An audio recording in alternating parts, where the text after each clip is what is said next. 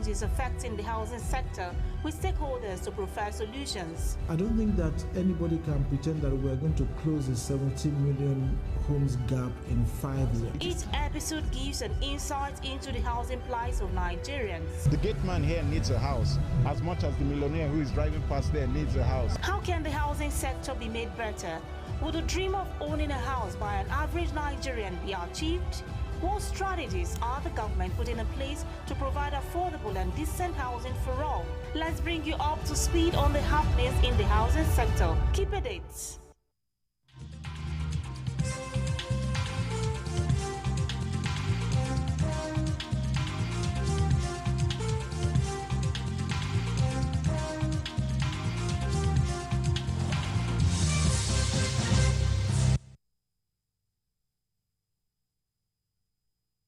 Well, thank you for joining the Tuesday edition of Journalist Hangout. I'm Ayodele Uzubaku. Today on the program, Professor Yerima brands those seeking to truncate Tinubu's inauguration as cowards, as Agbakuba wants presidential election petition decided before inauguration. I'll be hanging out with Babajide Kolade Otitoju and Mayor Akikpelu. So if you're ready, let the hangout start now.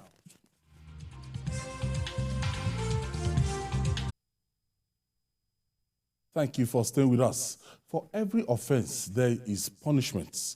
The anti-Tinubu passenger aboard the Lagos Abuja has been arraigned at a Zuba Magistrate Court, Abuja, and charged with public nuisance, resistance to lawful arrest, threatening, violence, and conduct likely to cause a breach of peace.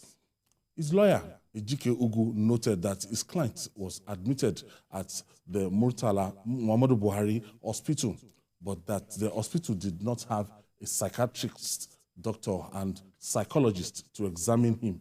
Obiajulu has since been remanded in prison custody. Jide, very, very funny. Attempt by some people to make this, look political and give a lot of interpretation to this. The fact is that this man acted and it disturbed the peace of the public, and he has been duly charged. Whoever interest is acting on is going to face, the justice. Going to face justice at the end of the day. Yes, and that's what we expect to see. This morning I was reading a story which indicated that he had misbehaved while trying to get on another airline, that is aero contractors. And because of that, they didn't board him.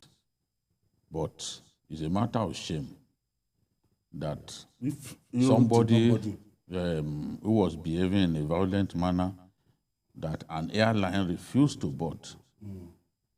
After reporting him to the authorities, still found a way to get onto another airliner. It shows laxity. It shows that we are not behaving like serious people. If this guy had a weapon on him that could inflict bodily harm, only God knows what he would have done. He probably would have injured even some of those who arrested him and got him out of the aircraft. We cannot deceive ourselves that it is impossible to hijack an airplane in Nigeria. It has happened before. In 1994, there was a Nigerian airplane that took off from Lagos, was going to Abuja, but was hijacked and redirected to Niger Republic, Niamey, Niger Republic. That was where it eventually landed. And the demands were political. The demands of the people who carried out the hijack at that time were political. We are in perilous times. Some people are eating out the polity for reasons best known to them. So it is not impossible, given some of the threats that had been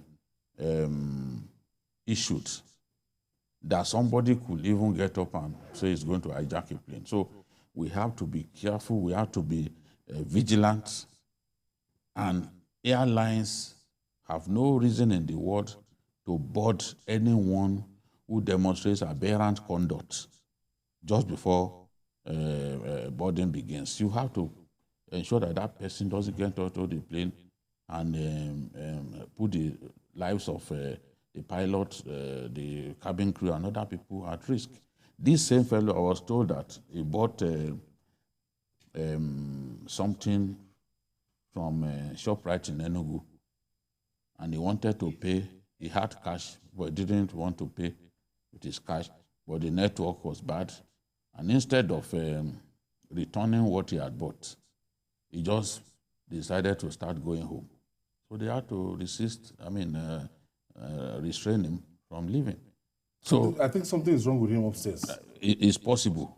But at the same time, let the investigators do their work.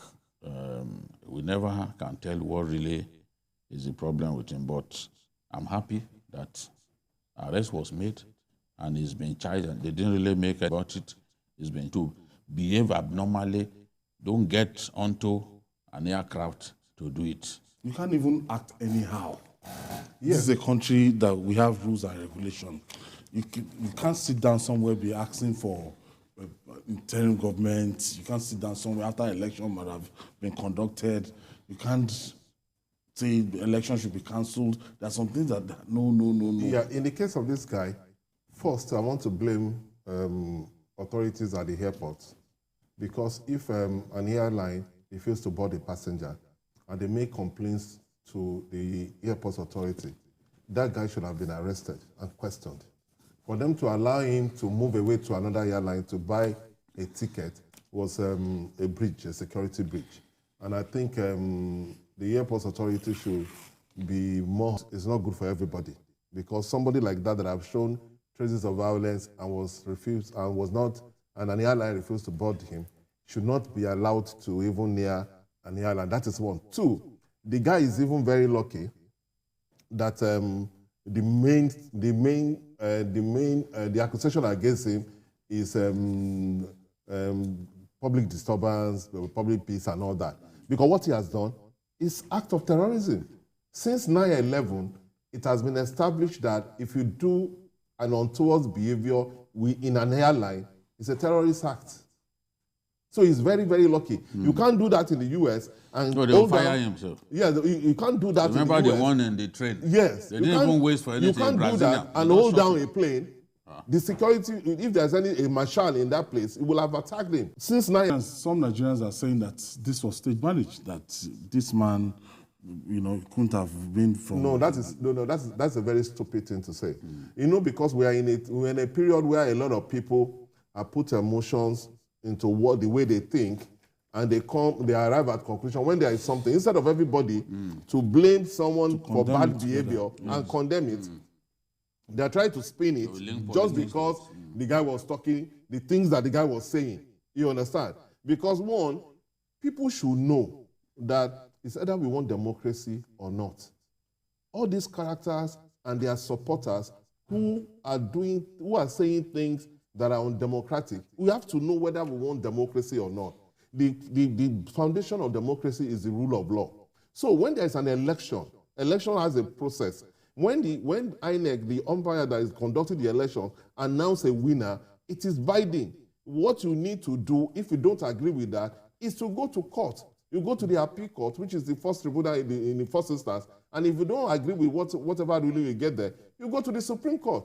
To sit in your house and say, oh, you don't recognize an election, or that somebody should not be sworn in, or that that there should be an interim government, or some idiots who do not even understand how we got this democracy in the first place, will go to front of defense headquarters and be appealing to the military to intervene, kneeling down to that they should intervene. They didn't even understand how we got to this where we are. So it's so sad that people who are politicians who are supposed to control their supporters seems not to be bothered, and that is not right, because we should not lose this democracy. The election, that people will be angry about any election, It's part of it. United States of America is over 300 years. Their democracy is over 300 years. The last election, Trump and his supporter did not accept it. The election in Brazil, the defeated president did not accept the election. So it's no big deal that you think an election did not favor you. There is a process. And that's the only process you can follow. You cannot sit in your house and determine that, oh, the election, I'm not accepting that election. You are not INEC. So you're not in a position to determine whether an election is fair or fair. All right. The trapped funds of foreign airlines in Nigeria continue to rise. According to the latest figures by the International Air Transport Association, IATA, the total amount of the fund has risen to $802 million. As a result, IATA warned the federal government that the situation could hamper air connectivity, economic growth, and the development of the country's aviation sector. Jide, this is ridiculous. Yes. I don't think, what's the name? Emirates, they've not resumed operation in Nigeria today. They have a large chunk of their money, trapped here. And the terrible thing is that this is largely happening in Africa. It is said that the amount of blood funds in Africa is $1.6 billion, whereas Nigeria alone accounts for 802 million naira. $1 million. $1 million. So that means like 80% of that money. So then 66% of those blood funds across the world are in Africa. So you can see clearly that this is an African problem. If 66% of blood funds globally are... What is responsible? The dollar illiquidity is the biggest problem behind this in our country. In the past, yes, we were paying them in dollars, repatriating their funds in dollars. But you and I know that it is a lot more difficult these days to access the greenback in our country. Even manufacturers whose efforts will help reflate the economy, they can't access dollars. For airlines who need Jet A1, aviation fuel, they can't access dollars. They said, look, give us even the opportunity to bring it in. The marketers who bring in these petroleum products, because it's not. CBN is struggling to meet the obligation of making this money available to these people so that they can repatriate to their countries. Some people have argued that we should not have even agreed to that in the first place, that the currency of the country in which they are operating, they should be able to, what's it called, that we should be able to, they should be able to accept the currency of the country in which they are operating. But we had, I think maybe because of the value of our currency, if our currency was strong, for example, of course they are going to accept. Now, we, over the years, have always made it available to them. But the level of dollar availability or liquidity that we have now is not like before. Because, one, I was even reading that we did not meet our OPEC quota, and as a result of that, in 1 month, about 30 million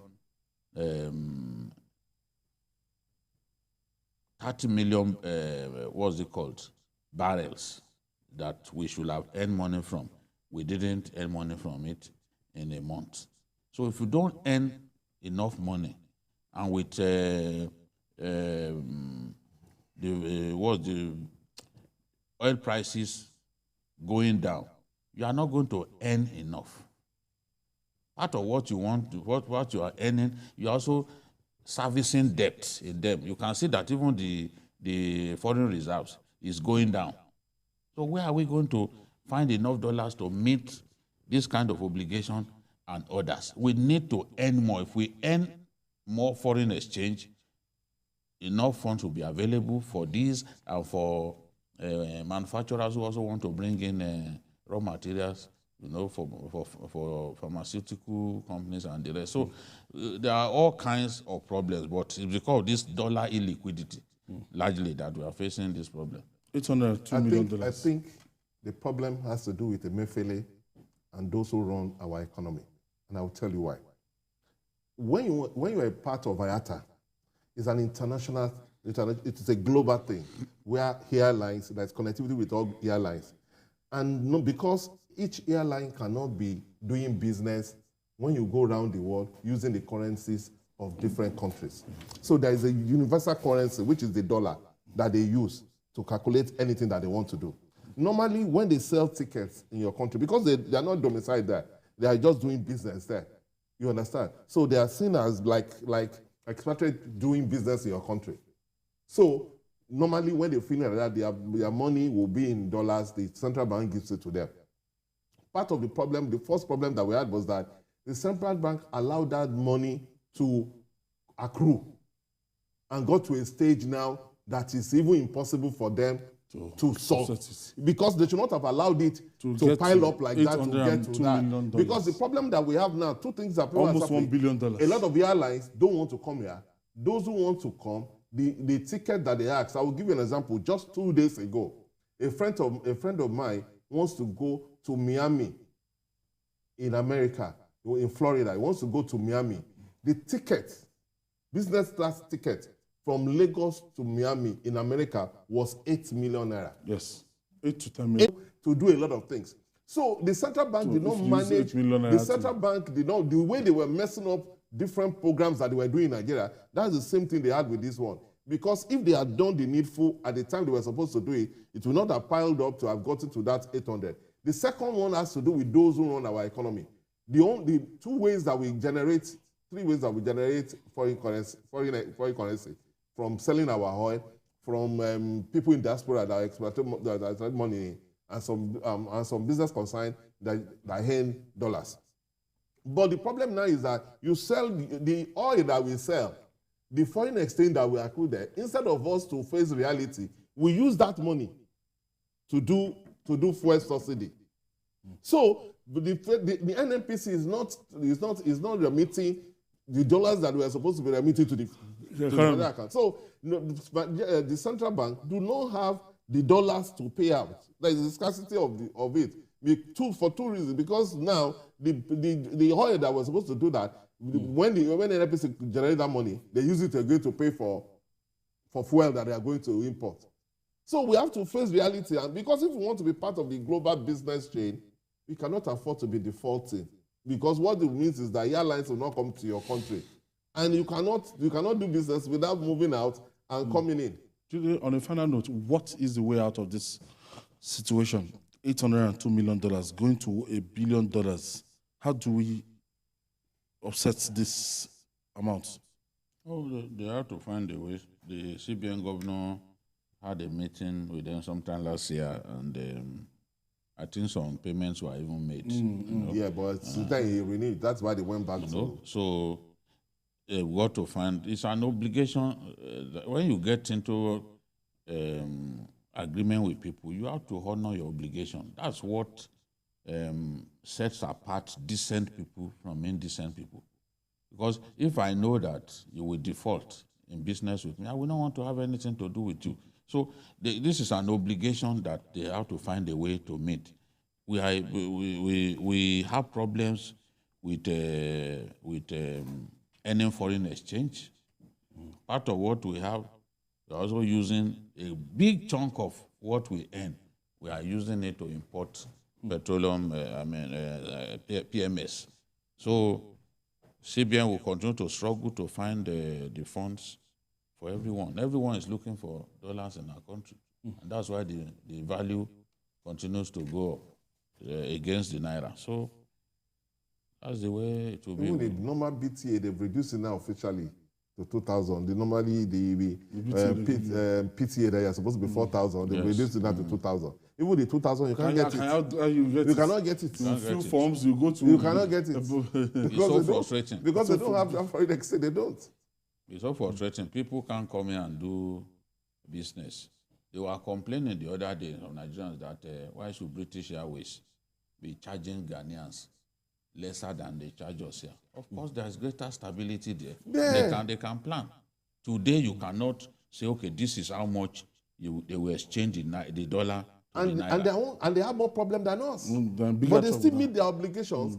And that is why, because you see, some people will travel from Nigeria to go and buy, even when we didn't have this problem. Business class in Ghana was much, much lower than what is there. So people always going to Ghana to go and buy. Yes. They will go and put in Accra to travel to wherever they are going. All right. We'll take this break. When we come back, we'll talk more.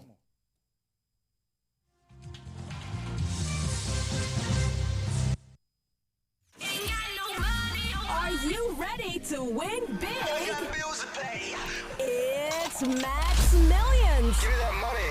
Pay off bills. We're giving away 1 million naira to our lucky listeners. To win a share of the 1 million naira, tune in to 102.3 Max FM Lagos and 90.9 Max FM Abuja from 6 a.m. Listen out for the winning song, be the 10th caller, beat the clock, and you could win big with Max Millions. Money. Okay, he said stop. 25,000 naira.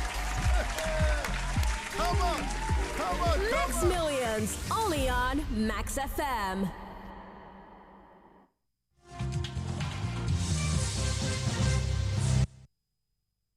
Thank you for staying with us. If you're just joining us, this is Journalist Hangout. 2023 general election is still testy in the country, leading to outbursts even on air.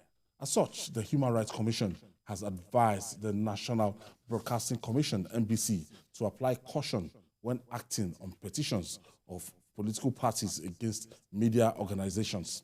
The Commission's appeal came against the backdrop of the sanction against Channels Television by the NBC after a petition against the media outfit for airing an interview with the vice presidential candidate of the Labour Party, Datti Baba Ahmed, that was deeply inciting.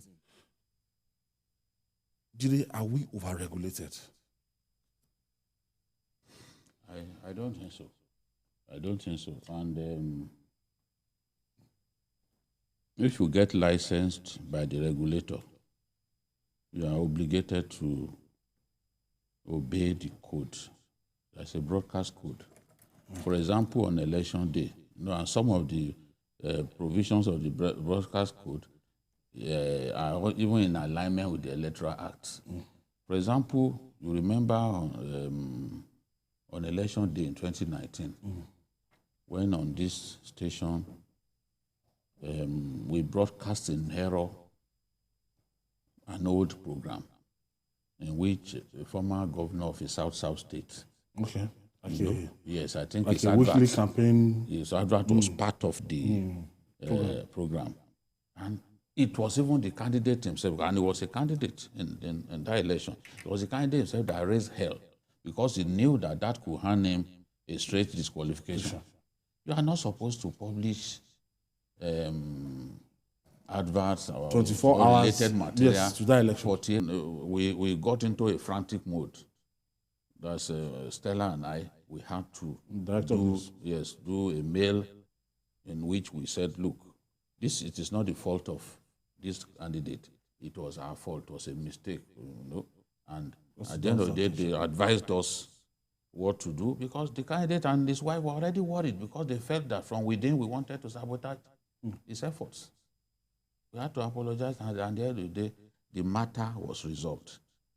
The way, what I'm seeing, the level of bad blood, the level of desperation, the level of hate spewing on the part of politicians in the weeks leading to these last elections and after it is unprecedented in the history of our country. And people are exploiting the immediacy of programs like our own and others to say things that they know that ordinarily they should not say. It is the tyranny of the live program that these guys are exploiting. For example, if it was a recorded program, I would have edited of course, yes, it would have been edited. It would have been taken out. But the person who came on the program himself, as opportunistic as ever, knew that this thing was live. Whatever he said, there was no way by which it can be erased immediately and all that. Even what... and there's a limit of there's a limit on how I can control you.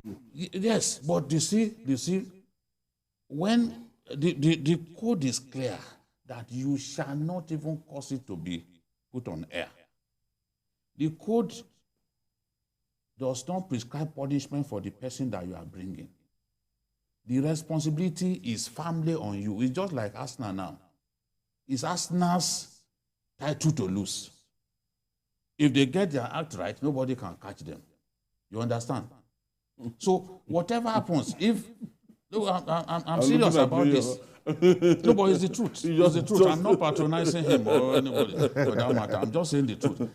When you get your act right, you keep winning. The chasing pack cannot catch you because the gap is huge. You understand? You keep winning. You are not bothered about what the opponent is doing. They can't catch you. So that's why they say that it is in their hands to lose. So now in this case, if as an anchor, you told the guests, for example, can you sit here? And somebody comes doing that kind of thing. No. In the past, I'm not saying that I'm the best at this job, but in the past, on election day, we had somebody in the newsroom, we had somebody in the studio saying things that I was troubled about. I knew that the regulator would come for me, come for the station. I was head of the station. And I knew that whatever happens, I will bear the consequences. What did I do? I called Nino. I said, go and close that studio. Send that guest packing. Nino is still alive. He's the producer of our breakfast show today. Yanking. I said, take him away. He just came. The producer of the show was saying, nobody told me this and that. Oh, you are the producer and you allowed him to be running his mouth anyhow. I said, Nino, go and close that studio. And he carried out my instruction. We were saved a bullet. We dodged a bullet. Because only God knows what will have happened. Now, where a politician comes on air and he's saying, look, I don't fear anybody. You warned him the first time. Ideally, because we had the same thing with Keyamo here on Politics Tonight. We told the anchor, warn him that such negative words will not be permitted here. And Keyamo apologized. He took it back. It's on record. He took it back. He never said anything similar to that again. But where a guest continually does it, there are options. You warn him the first time. The second time, if he does not stop, I'll take a break and I won't come back. You take a break, and that is the... I've seen people walk out. Yes, I want even... Because even the problem... we are just the problem also has to do with the anchor, because I watched the program. And why the problem was that... No, let me tell you why this... Let me explain to you why I said... I have so much respect for Shehu, because I believe that out of those, a lot of people doing politics live, he knows his onions. There's no problem about that. But he's a weak anchor, and I will tell you why. When Datti Ahmed made that statement, what Shehu said was that, oh, I won't agree with that. I think that is to the extreme.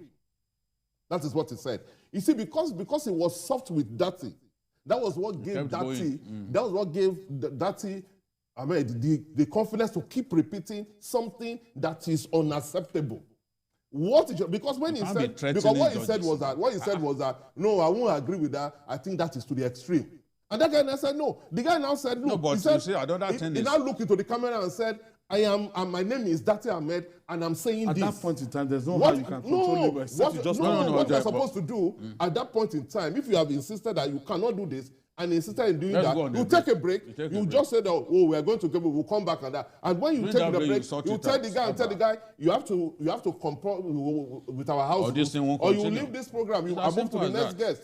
That is what you are supposed to do. Why Chinese, I've discussed this thing with somebody, why Chinese was fine, it's not as if Chinese did something. I know that Shehu didn't agree with what the guy was saying, but you cannot allow your platform to be used to say things that borders on treason. Incitement. Because what the guy was saying, was that, no, that was an election. This is a politician that contested an election. That was an election.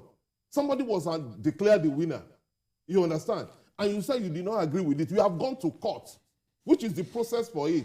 You cannot sit in your house and determine how an election should be. No, even if he was doing that, he was now saying that judges, judges should not risk their life. Yeah, that they should not by inaugurating. That they cannot do that. That by in our country, you are swearing in the Nigerian army. How can you say that? Who has ever said such a thing? He said if you swear in Tinubu on 29th, you are swearing in the Nigerian army. How can you say that? I mean, and now the other side of it, I don't want to.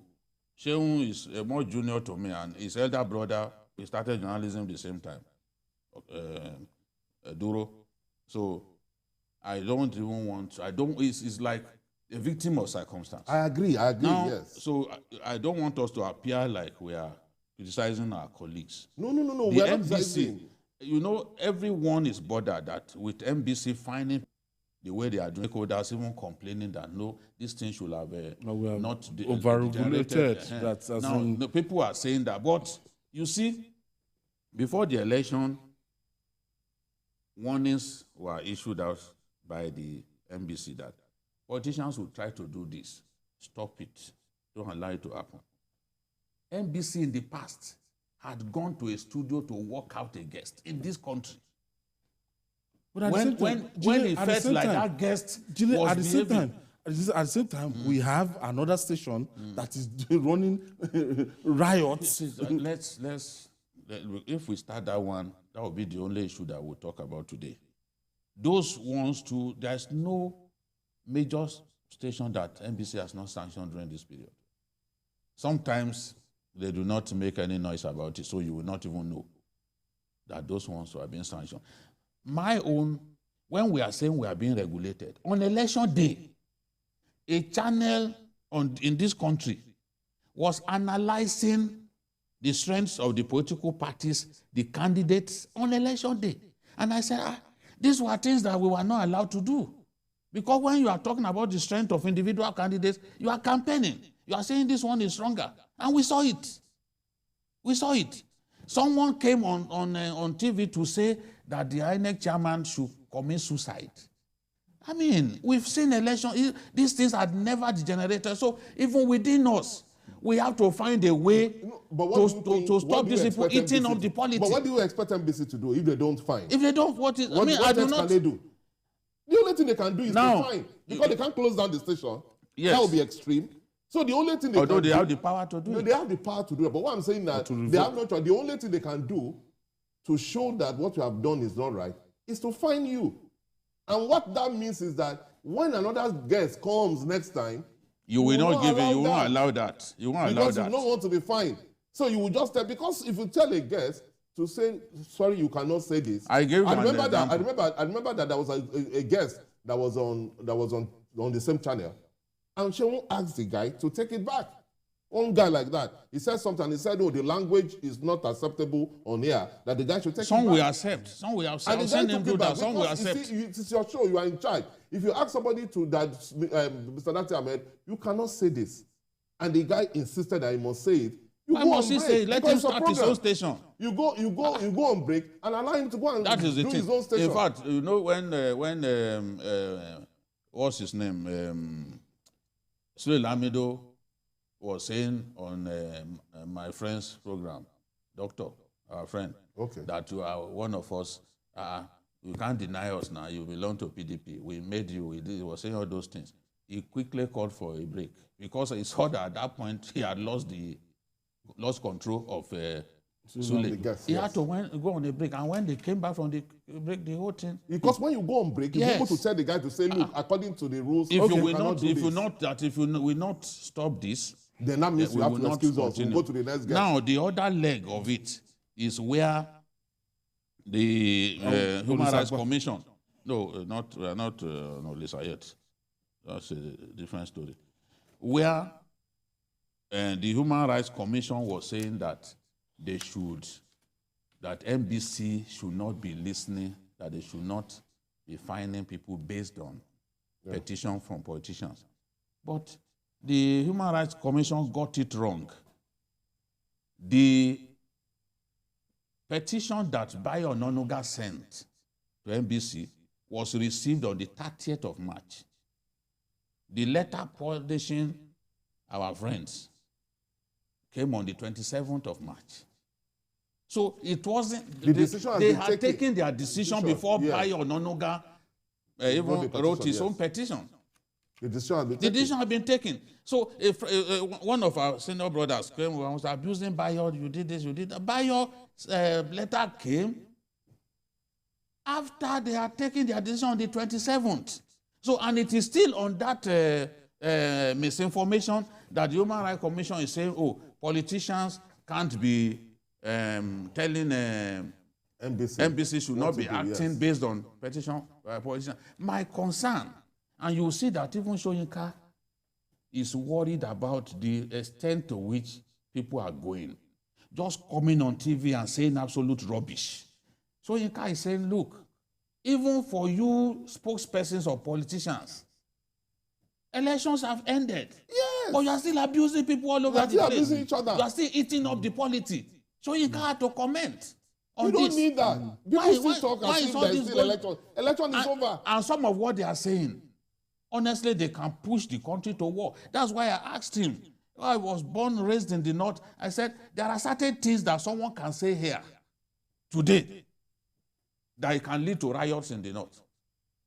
So, do we have an obligation to watch people? If a vice presidential candidate of a party comes on a platform as strong as Channels and makes some statements like that, you will incite a lot of followers. Yes. A lot of followers will will hear that what was he and trying believe to that achieve? they are justified in body. He Start was saying, your own in fact, channel. there was a time he looked at the camera and he said, my name is Datti Ahmed. I am insisting that blah, blah. You cannot do that. If it was before. You cannot do that. If you see some of our security agencies, they are very polite. They don't also want to eat up the politics. If it was before, as he's ending that interview, they will have picked him up. They will have picked him up by DSS. But you see, why they cannot do that now is that because you see, tempers are quite high. Yeah, when you see a party that came third insisting that they've stolen our mandate, they have to manage the polity very well. Sometimes you look at traps that. But what the guy did is not, you cannot justify it in any way. How can a vice presidential candidate be inciting people? All right. Yeah. And finally, that the call for an interim or military government in Nigeria negates the principle of democracy is to say the obvious. A university lecturer and former federal lawmaker, Professor Haruna Yerima, says only cowards with zero electoral value can contemplate truncating the victory recorded by President-elect Bola Tinubu and the Vice President-elect Kashim Shettima through imposition of an illegal interim government. He said, staging a coup against Tinubu is the greatest act of cowardice ever contemplated against constitutional order in the past 24 years of the country's seamless democratic dispensation. Meanwhile, a former president of the Nigerian Bar Association, Olisa Agbakuba, SAN, says speedy dispensation of presidential election petitions is a strategy against having an interim government. So let's break it down. Let's start from Professor Yerima. Yes, I agree with him that it makes no sense at this time to be talking about interim government. And by the grace of God, their efforts will fail. What they do not realize is every time you talk about interim government, you are talking about a military regime. That's what it means. Because these guys, they do not even, it's like they don't even know what they are doing. What is an interim government? When we last had it, who midwifed it? It was the military. It was the military. It was in response to the it was toppled by the annulment. And it failed. Yes. It was toppled by the military. You know, It failed. now it's the military using retired military rulers, Obasanjo and Sheikh Musa Yar'Adua.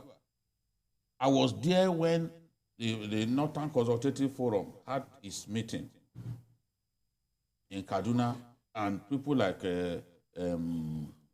what's his name? People like Abakarimi, people like Sheikh Musa.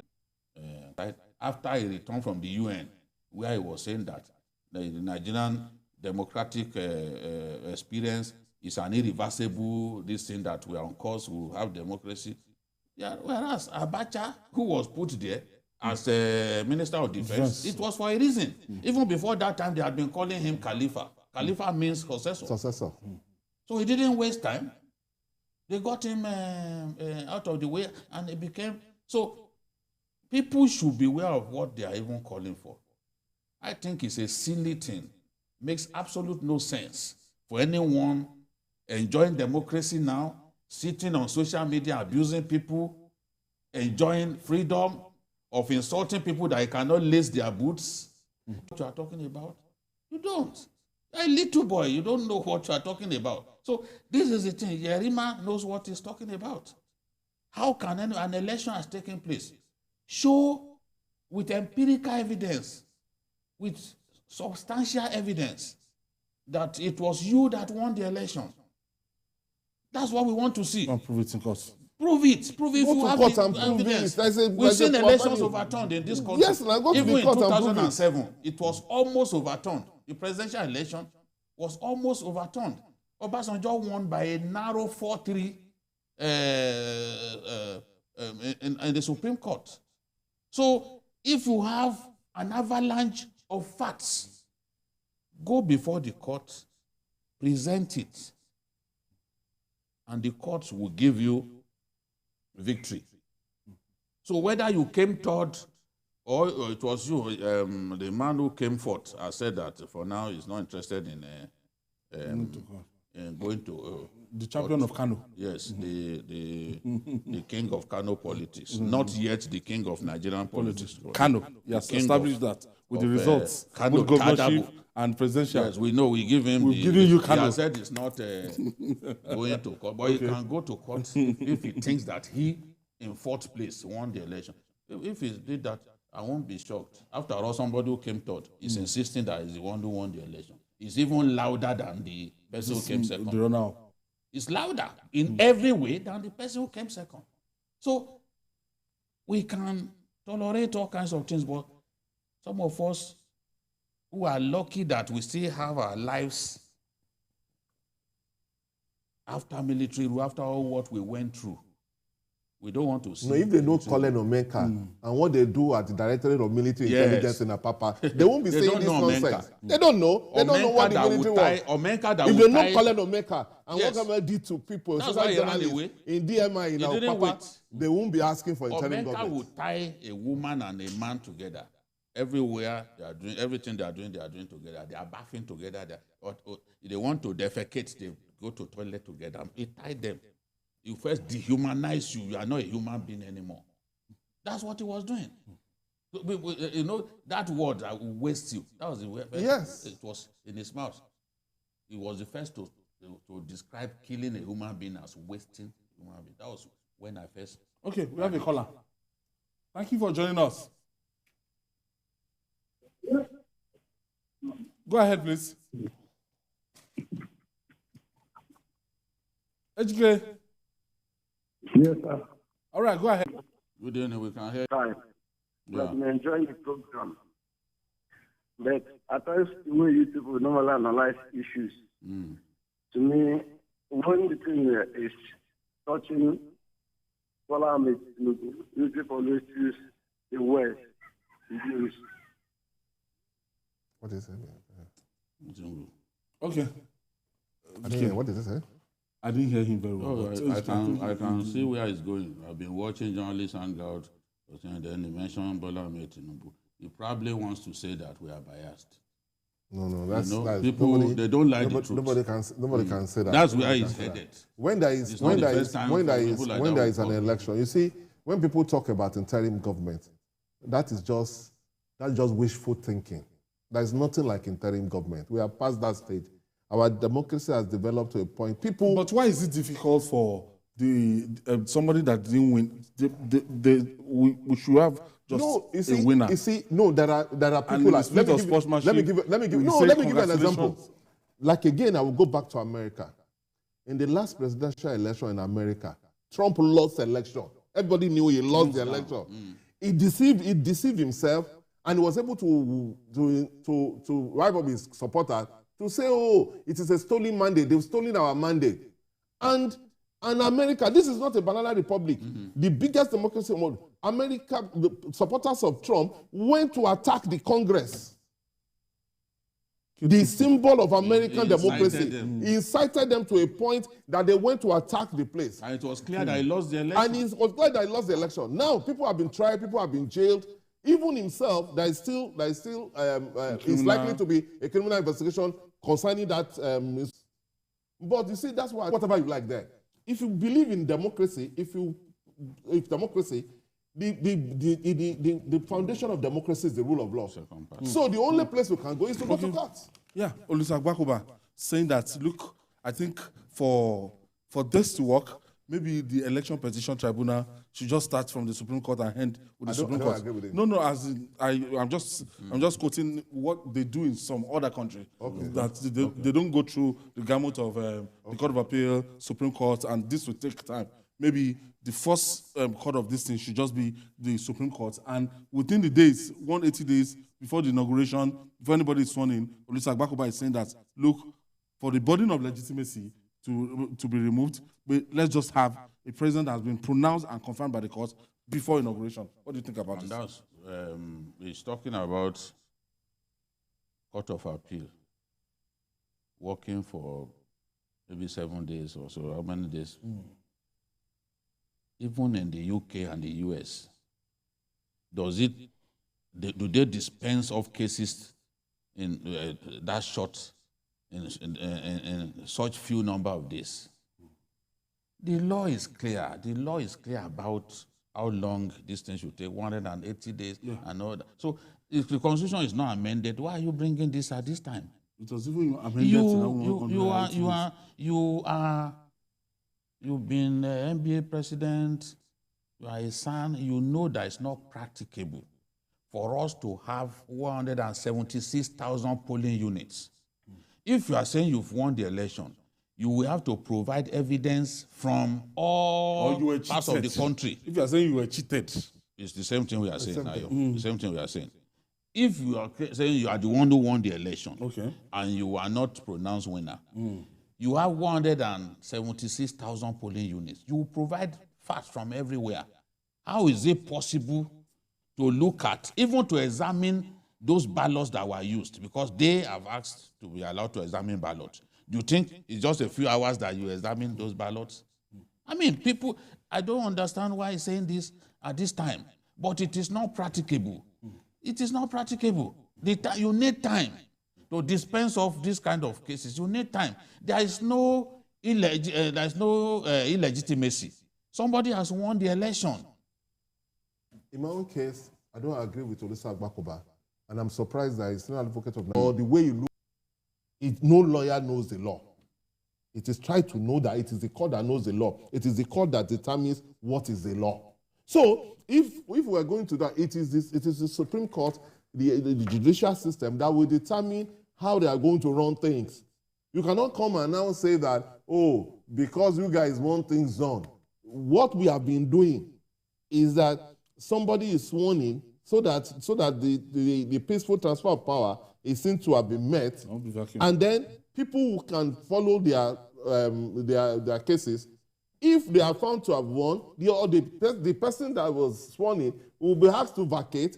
Then the certificate of return will be given to the new person, and the new person will be there. And Peter Obi is a beneficiary of such thing. So why should we not think that because this is what we want, or this is what we like, or this is what we think will benefit? 7 days. This crisis, this 134, and whether you can have 25% Abuja. Yes. Olisa started it. Yes. It started that controversy.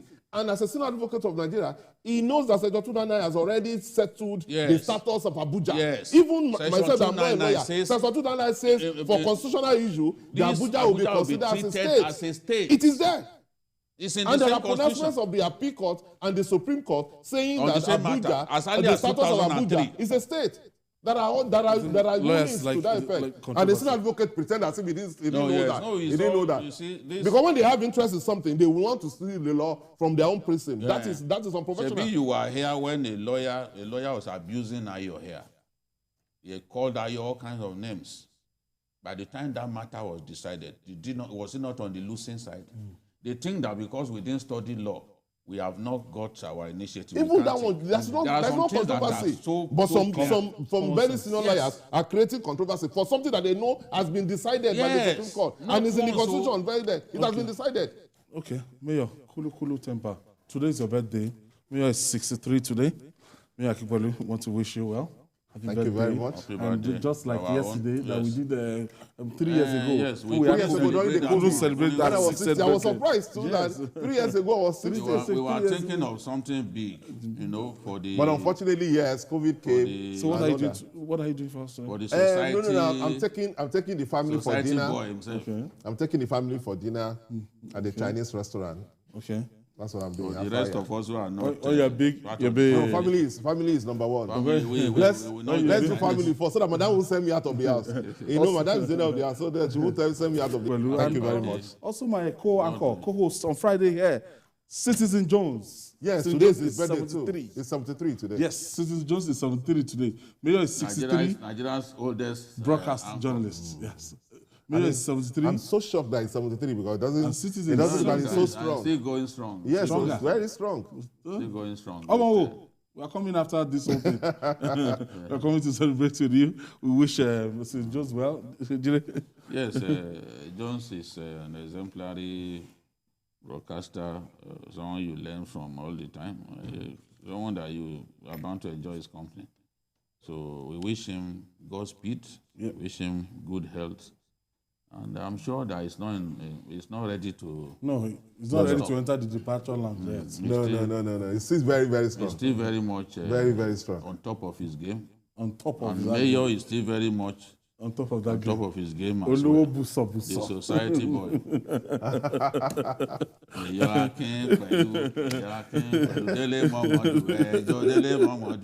Remember that when I was growing up. Mayor, congratulations. Thank you. Mayor at 63 and Citizen Jones at 73.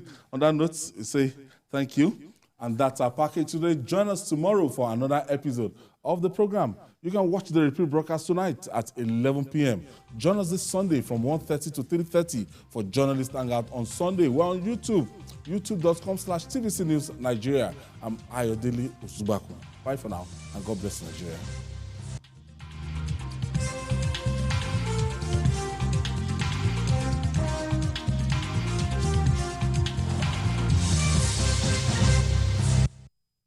Never miss a moment. Instant breaking news from all over the globe. Live streaming of your favorite programs delivered directly to you. Watch anytime from anywhere on your mobile or smart devices. Download the TVC News app today.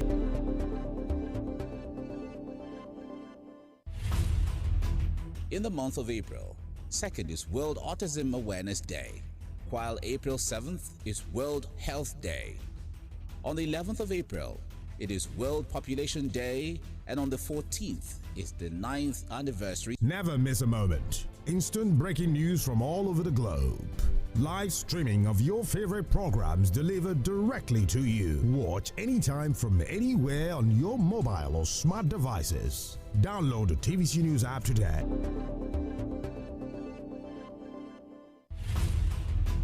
In the month of April, 2nd is World Autism Awareness Day, while April 7th is World Health Day. On the 11th of April, it is World Population Day, and on the 14th is the 9th anniversary when government girls secondary school students in Chibok, Borno State, were abducted by Boko Haram terrorists. On the 15th, at TVC News, Wherever the big news story is happening, we're geared up to break it. TVC News, first with breaking news.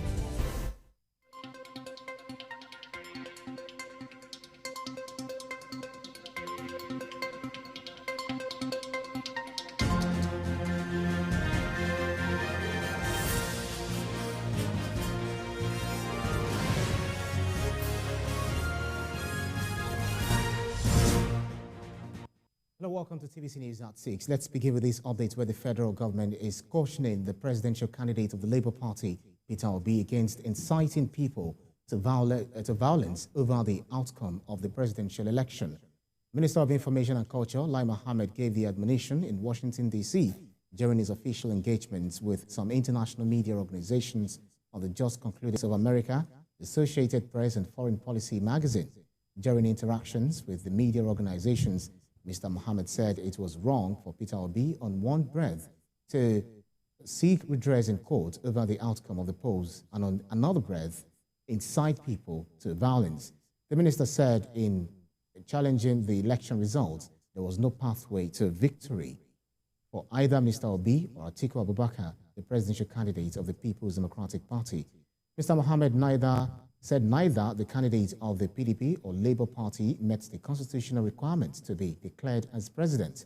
He said Mr. Atiku, who came second with 6.9 million votes, was only able to make 1/4 of the votes cast in 21 states, while Mr. Obi came third with 5.8 million votes, but won only 1/4 of votes cast in 15 states. In a swift reaction, the presidential candidate of the Labour Party, Peter Obi, in the 2023 presidential election said his campaign before the general election was not based on ethnicity or religion. The former governor of Anambra State stated this in reaction to allegations credited to the Minister of Information and Culture, Lai Mohammed. Mr. Mohammed in Washington, D.C., at a media briefing, accused Mr. Obi of treason, which the Labour Party candidate described as part of campaigns of calumny against his person. The presidential candidate said, quote, "I've never discussed or encouraged anyone to undermine the Nigerian state. I've never sponsored or preached any action against the Nigerian state. I'm committed to due process and presently seeking redress in court," end of quote. It's less than 2 months to the May the 29th handover date, and for those planning to breach security in the country may have the military to contend with. This is because the military is saying it's anything that would truncate democracy in Nigeria. That's according to the Director of Defense Information, Brigadier General Tukur. So this is also happening at a time the Chief of Army Staff, Lieutenant General Farouk Yahya, is threatening to crack down on potential threats to national security and warned the indigenous people of Biafra, Eastern Security Network, and other fringe groups not to test the will of the military. He said the peaceful conduct of the general election, despite the insecurity engineered by the outlawed groups, was a testament to the military's resolve to ensure security across the country.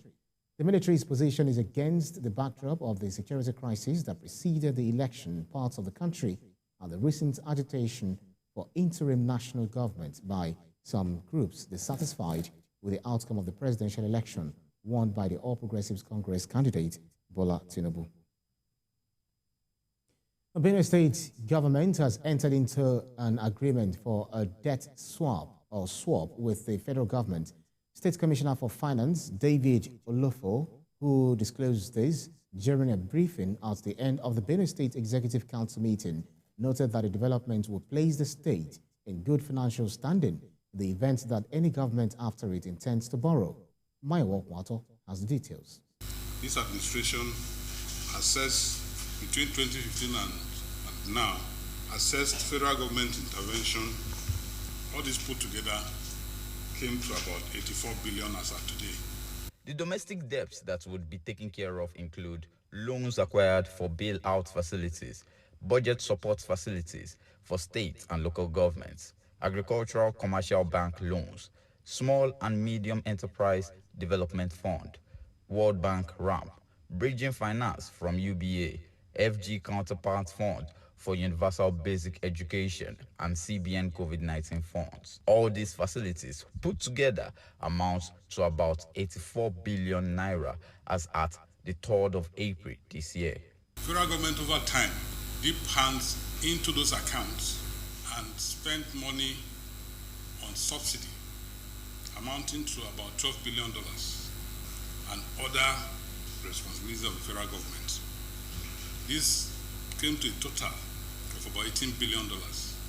Earlier, the Commissioner for Information, Mike Nalego, noted that for this alone, the governor has shown that he means well for Benue people, adding that this has cleared the way for the incoming government in an event they want to borrow. The good news is that we are able to net off all our domestic debt as of today. Every other debt that is hanging on us might have been cured by the previous administration before we took over. Governor Samuel Otom of Benue State has officially extended an invitation to Governor-elect of the state, Reverend Father Isen Talia, to nominate his representatives to the transition committee set up by the state government. Governor Otom, who is represented by the Secretary to the state government, who is also the chairman of the transition committee, Tony Ijo, pays a visit to the governor-elect at his Makurdi residence to present Governor Otom's letter to him. The governor assures the governor-elect of a seamless handover to the incoming administration. The main reason why he's sending a letter is to tell him to nominate members, 10 of them, to join us on the transition committee so that we ensure there's a smooth handover to him. Reverend Father Isen Talia, through the former head of service, Mike Ode, pledges that nominated members of his team will be produced in the next few days to join the transition committee as official. Transition committee will ensure that the handover is detailed. Everything about government is handed over to the incoming administration. The Governor Tom's delegation also comprises of the state head of service, Veronica Onyeke, and the Commissioner for Education, Soswan Tanongo.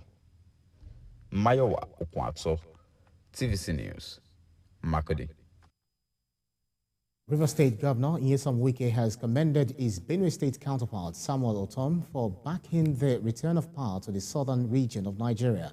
Governor Wike spoke during the inauguration of the government secondary school in the Gokana local government area of River State.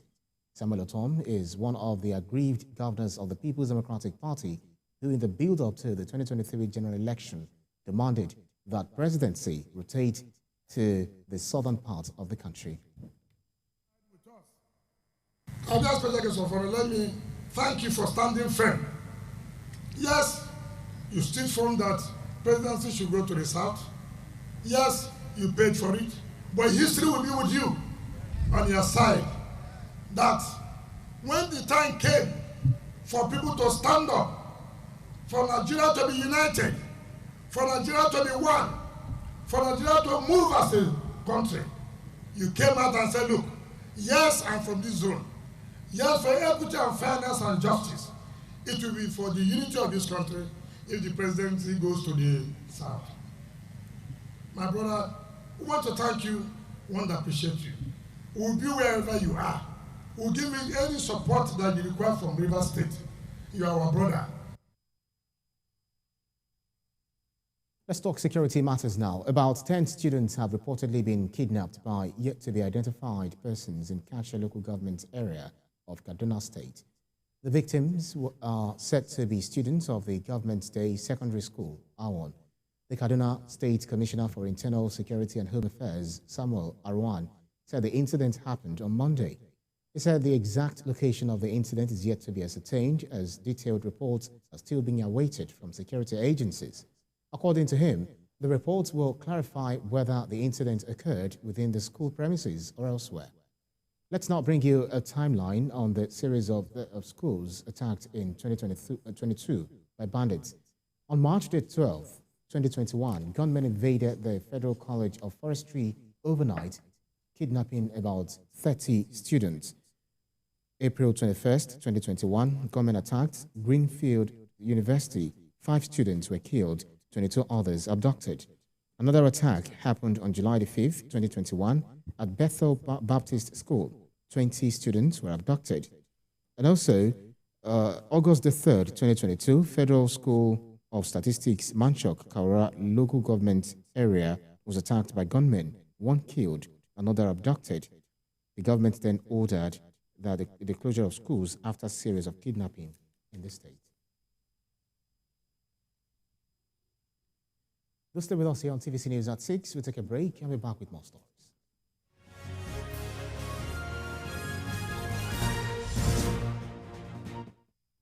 Stubborn dark marks? Try new Nivea Lumina 630. Visibly reduces up to 10 years of stubborn dark marks in just 4 weeks. New Nivea Lumina 630. Get even and luminous skin.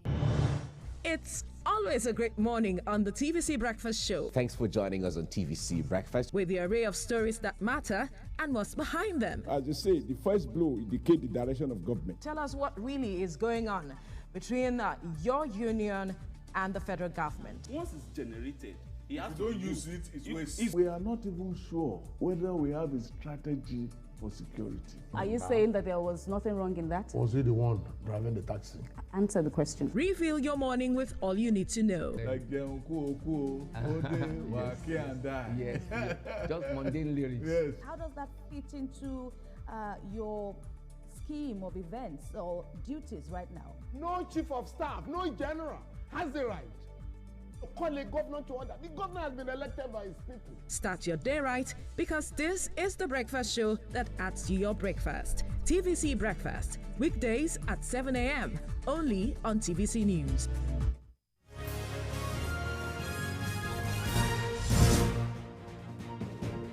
Thanks for staying with us here on TVC News at 6. Nigeria Customs Service, Sokoto and Zamfara. Controller of the command, Musa Omali, made this known while handing over 66 bags loaded with the substance. He said Nigeria Customs has upscaled its fight against smugglers of contraband and other illicit drugs into the country, targeting the youth of the country. Engage in this kind of illicit business, a business that is not good, a business that will bring people down. What money are you making from this kind of business? So we are using this opportunity to tell Nigerians to desist from smuggling of drugs. It is not good. You are all aware that the security challenges we are facing today is related to drug-related abuse. We have to join hands together. So this is a very wonderful arrest that will go a long way in helping us to reduce the incidences of security in the country.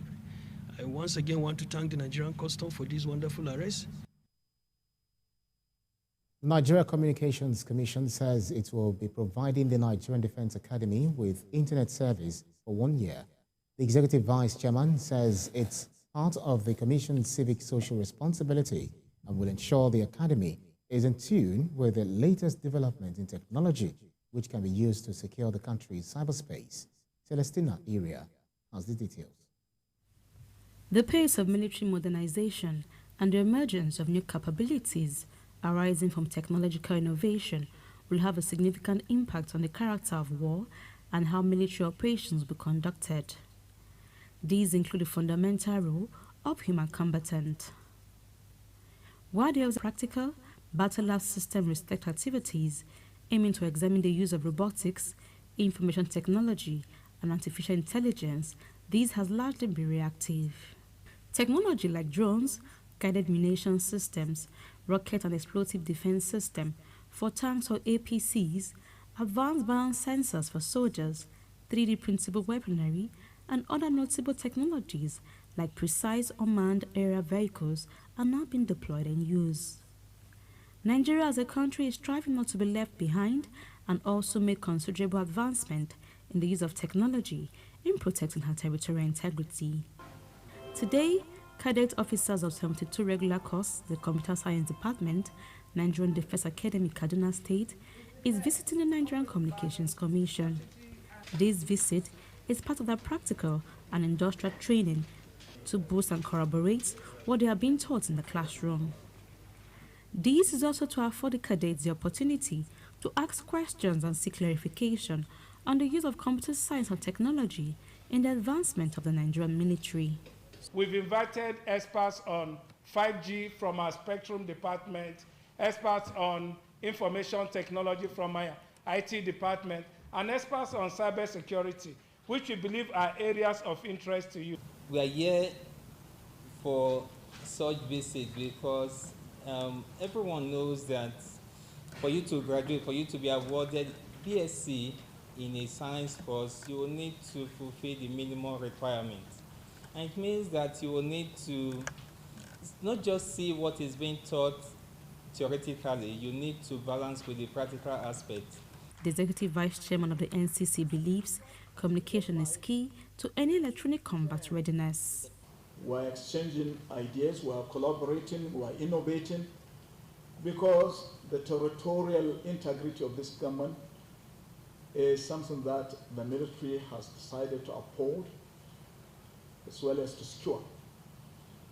This is a very, very important national assignment, a highly patriotic assignment that the military is doing.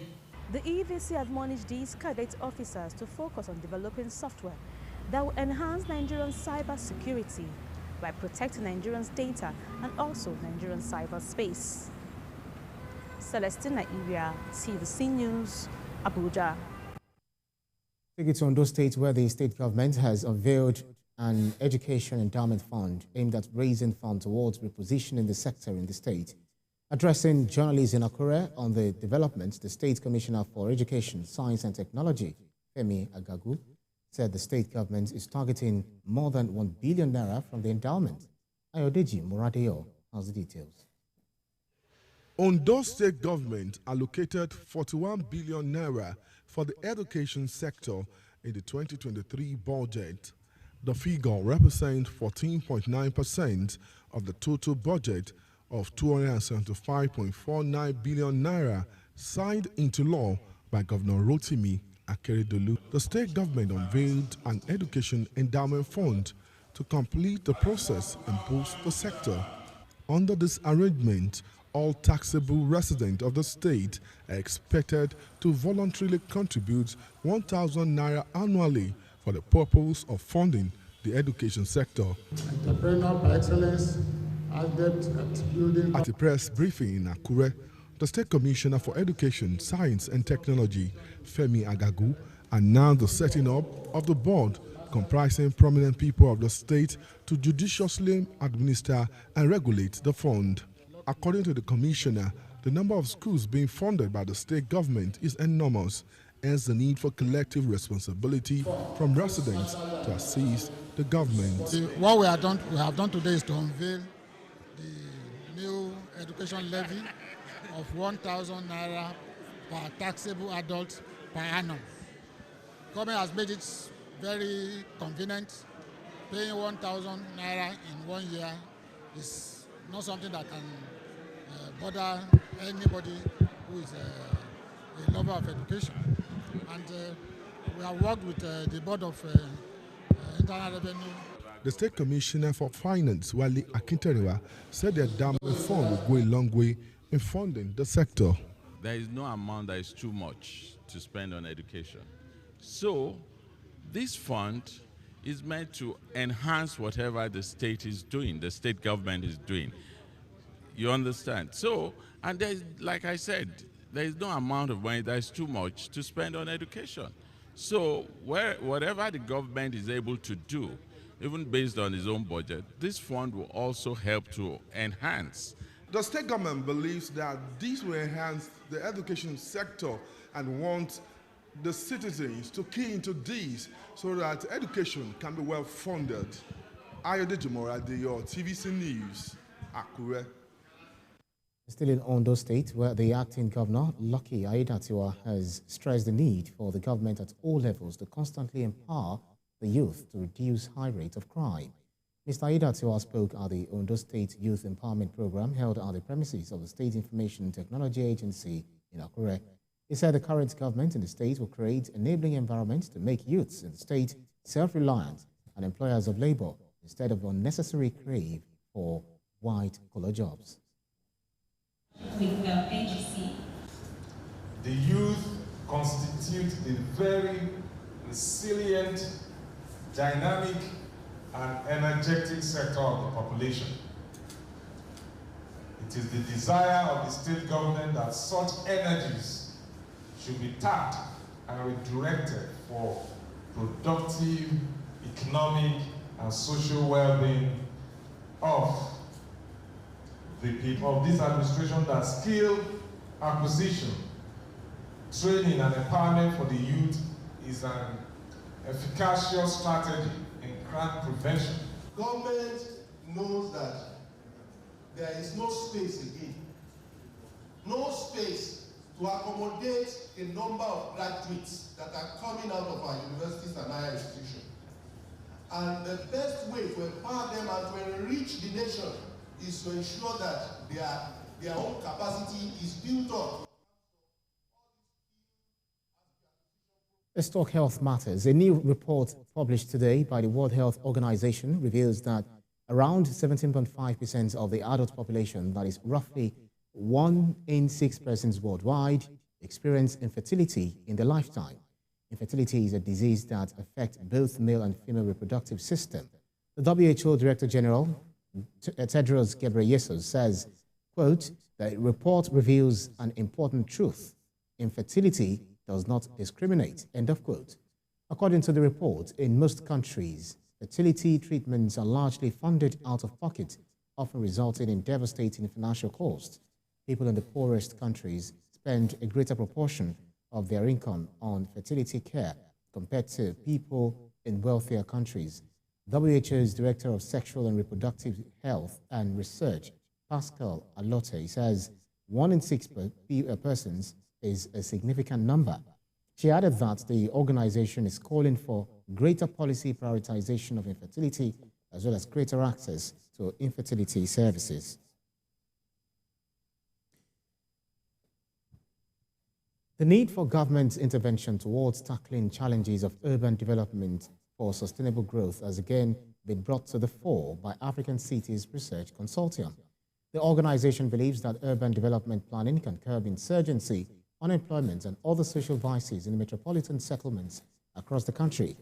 It calls for governments and non-state agencies to play its role in transforming urban development to enhance youth and capability development, as well as security to end future city challenges. Borno State government, on its part, revealed plans to address such challenges in the lives of its citizens. The focus of ICRC is to make sure that developmental challenges are looked into with a view to strengthening coalitions of the stakeholders so that solutions can be provided collectively. But the key challenge areas are city-specific. For instance, in Maiduguri, the research looked at 3 major areas: land and connectivity, youth and capability development, and safety and security. We are trying to see how this collaboration, how this coalition can assist to lobby to the government, lobby to the House of Assembly, lobby alongside the civil society organization, and of course you, our reliable allies, the media, to spread the message to those concerned. President-elect Bola Tinubu has congratulated the former governor of Edo State, Adams Oshomole, on his 71st birthday. In a congratulatory message issued in Abuja, Asiwaju Tinubu applauded Mr. Oshomole for his contribution to the welfare and security of workers in the country. He noted that as a Labour leader, the senator-elect for Edo North constituency deepened democracy and good governance, especially in Edo State, where he served as governor for 8 years. According to him, the ex-APC governor demonstrated courage and greater commitment in all his previous leadership positions, adding that the nation recognized his commitment. Mr. Oshomole, who was the former president of the Niger Labour Congress and the national chairman of the All Progressives Congress, also served as the deputy director general of the APC Presidential Campaign Council in the build-up to the February 25th election that was won by Asiwaju Tinubu. And with that, it's a wrap on the news this time. Thanks so much for watching. At the top of the hour, Nifemi will be here with the latest updates. Bye-bye now.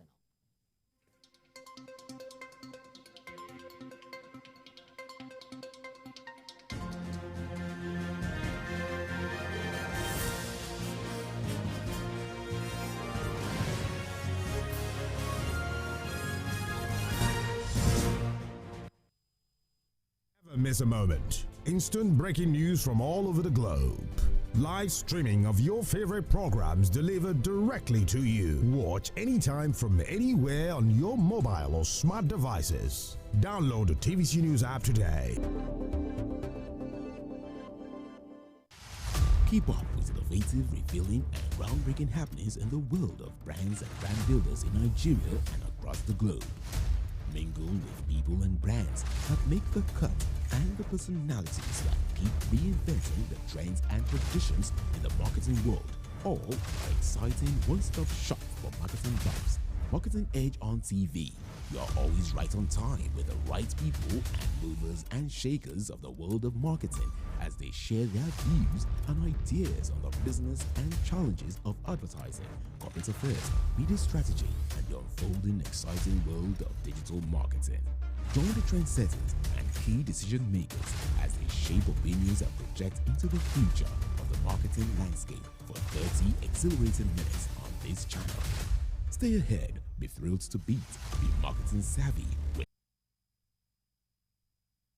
Hello there. It's a brand new quarter and your favorite TV program, CAC Weekly, is about to unveil new innovations fresh from the Nigerian Company Registry. Now, have you heard of the Extensible Business Reporting Language XBRL standard for filing of electronic financial statements? Do you also know that there's so much that you can do on your own on the company's registration portal, CRP, from the comfort of your home or your office? Because the CRP offers end-to-end electronic registration solution for accredited customers and the general public to initiate and complete pre-registration and post-registration applications electronically, online filing of annual returns, online registration of limited liability partnership and limited partnership. See you there.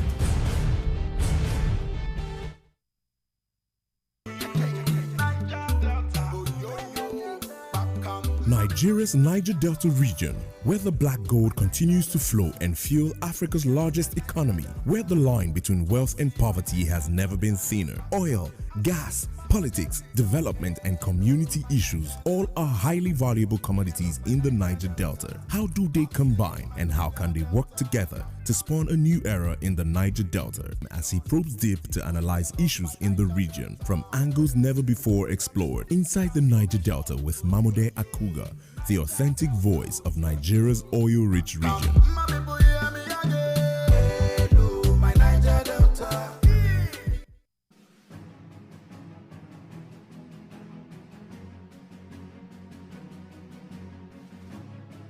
Genuine business people desirous of success in today's environment ignore the taxman only at their own peril. Under the oversight of this board, the FIRS will continue its transformation into a premier revenue collecting agency. For up-to-date and accurate information on your obligations, duties and rights under the various tax laws in Nigeria, watch Tax Matters on TVC News Thursday, 6:30 p.m. to 7 p.m. I've seen people, they've not even gone on a date with their spouse for years. Yeah. And the excuse is, I'm a manager at work. That time you didn't have for years, you will now have it on an emergency. Men are actually emotional. It's just that they don't know how to express the emotions. When things want to escalate in me like a volcano, it's either a lady is trying to distract me outside. Hey! When the temptation. So see, I'm interested. That's why I always That's why I'm saying it interestingly. Okay. At TVC News, wherever the big news story is happening, we're geared up to break it. TVC News, first with breaking news.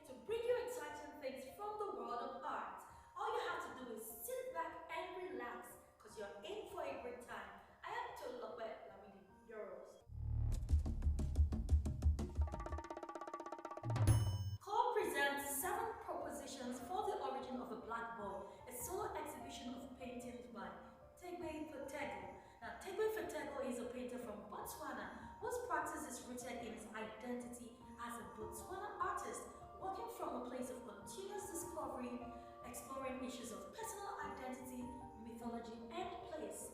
Let's enjoy.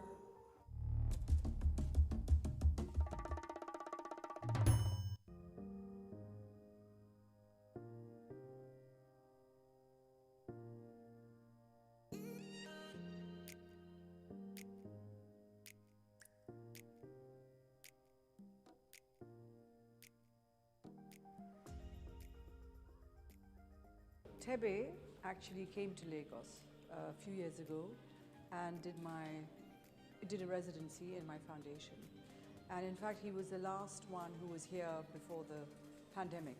So he actually took a flight, the last flight out from Lagos before they shut down the airport, and he'd done a body of works.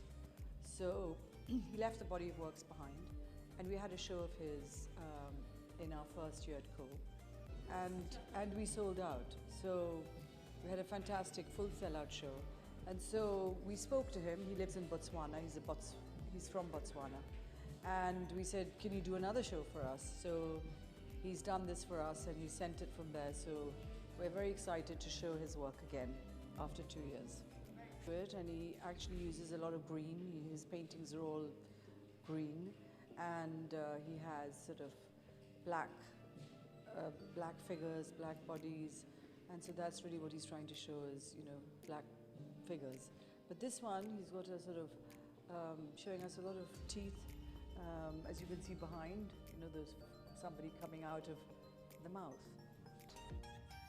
In this exhibition, Fetogo proposes speculative origin. The paintings are formed in monochrome, borrowing from the aesthetic properties of green screens on film sets.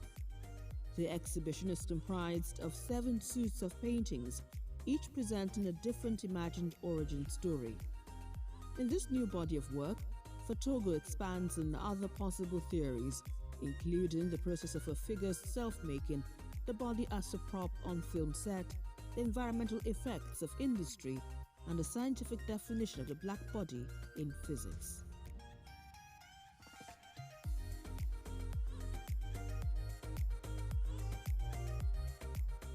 My name is Amanda Madumere. I am an artist. So I just came in and I find this quite fascinating. I think this is my favorite piece because I like the feeling of aspiration, that feeling of reaching. I'm a particular fan of reaching.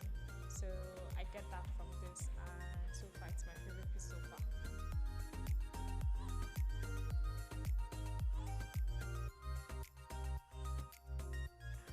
I would say it's quite intriguing. I love the diversity of artists we get to see from the space. They're able to take on a lot of interesting artists, and it kind of reminds you of what art really is about. It goes beyond beautification, and you're able to kind of enter the mind of the artist and consider other things and have like a different out-of-world experience. I think what I find really intriguing about the work is how relaxed his face is despite being faced with this monstrous looking thing, and he just seems at peace, and he's just like, well, yes, we're here vibing.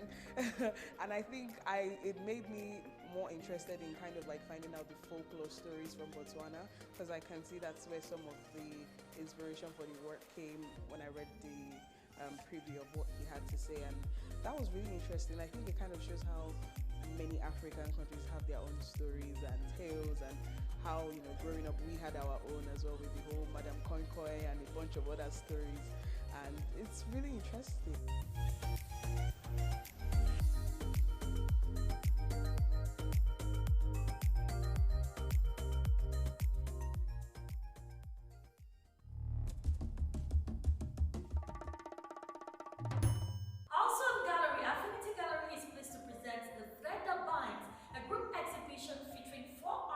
Nigeria and South Africa. Now, this exhibition aims to reconceptualize historical narratives and examine them with a lens that is current while still maintaining the integrity and authenticity of the past.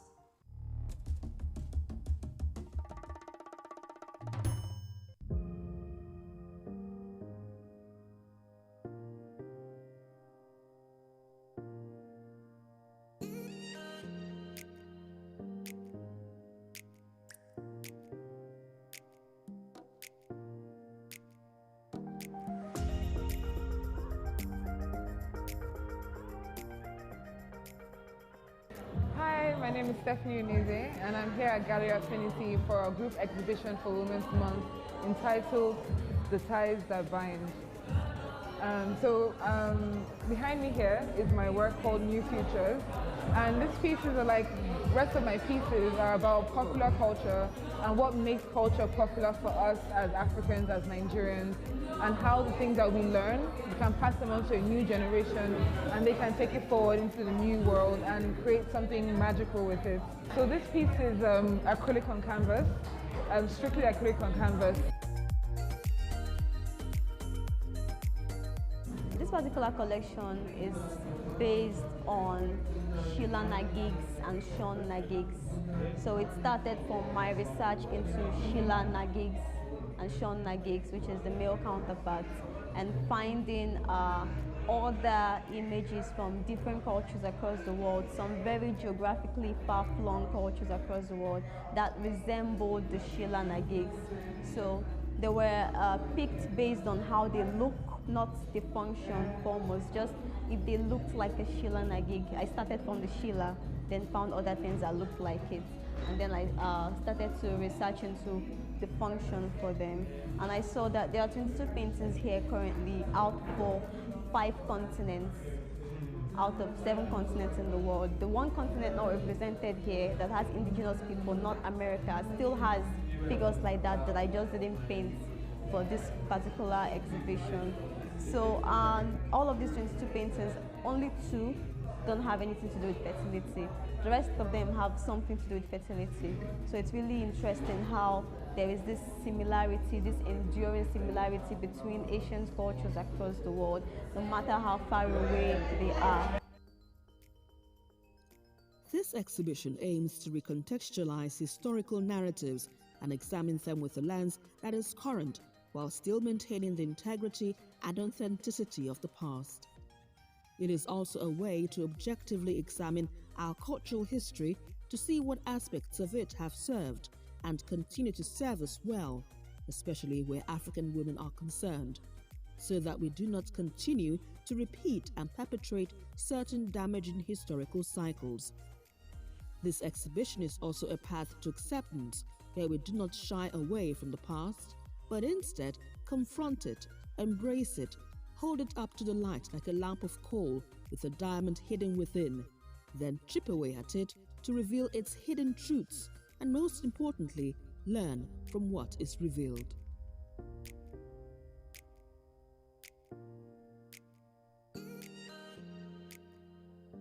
Invited to be a part of this art exhibition by the curator in honor of International Women's Month, which falls in March, and based off of that, I was interested in telling uniquely African stories about, women, Black women, African women, stories that are familiar to most African women you meet. And the title of this body of work is Who is in the Garden, which children, especially female girl child, the girl child is familiar with from school days across West Africa. Who is in the garden? A little fine girl.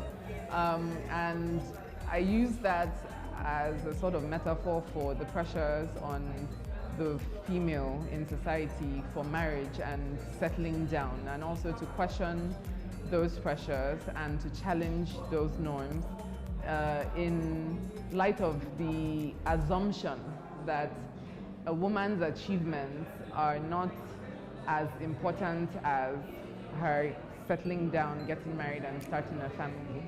I use the fabrics in my work as a connection to my roots. In my research, I found that the hand-woven fabric technique is very similar to many villages across West Africa and even across the African continent and across the globe, depending on where you go and the level of industrialization that you find in those regions. And it's always the same form. And it led me to question, what lies at the heart of all of us as the human race, as a people, as a group of people. Specifically, I have been using the Tive and Gay in my work because my grandfather was a weaver of the cloth, and it holds significance to me because a lot of art is autobiographical and tells the stories at the end of the day of who we are. And I think what is important is connecting those stories to wider stories that need to be told.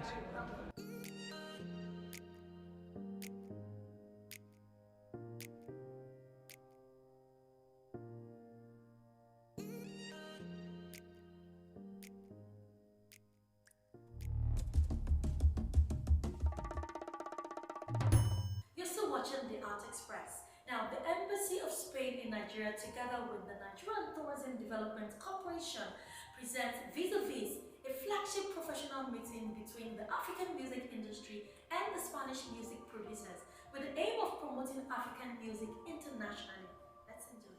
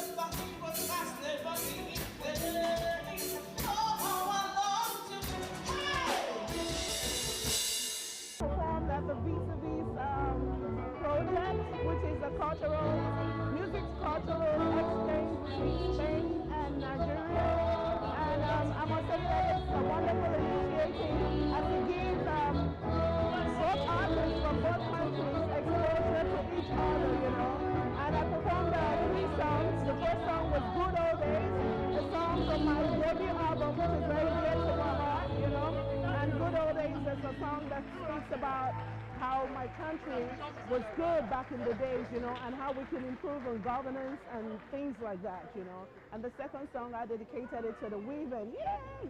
It's our month, yes. The month of March is the Women's Month, as we celebrate the International Women's Day.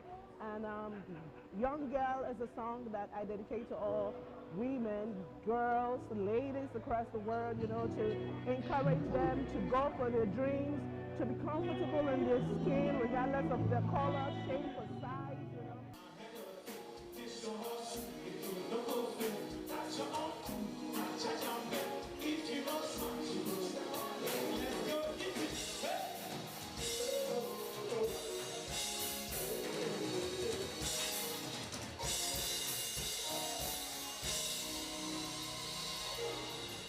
We just finished perform, and it was beautiful, beautiful. We did some couple of songs, like as a Nigerian, we go through a lot in this country. Like we can literally just write songs ASAP because of our experiences. Like so for me, the songs I perform are just the things I experienced at that point. Third Milan Bridge was one of the songs I performed. That's to do with when you're depressed, you're thinking of a lot, and you're just thinking of going overboard. But then, about this program, it's the first of its kind in Nigeria. Yeah, to my knowledge, it's the first of its kind in Nigeria, and it's like a partnership between the Spanish musician and Nigerian musician, and it's going to be a big thing. We're looking forward to have this every year, or it depends. But it's a beautiful program, and it's a bond between the Spanish music and the Nigerian music, Afrobeat, becoming partners and trying to build each other up, and that's just it. It's an opportunity for the biggest black sound, which is Afrobeat, to meet a brother which is Latin music, and to form a new genre that will hopefully help both the African artists and interest both the Latin American and European artists. We take this opportunity of having some representatives of the Spanish music scene to meet with their colleagues here in Nigeria to discuss amongst professionals about future collaborations. So this is about planting seeds for future things to do together.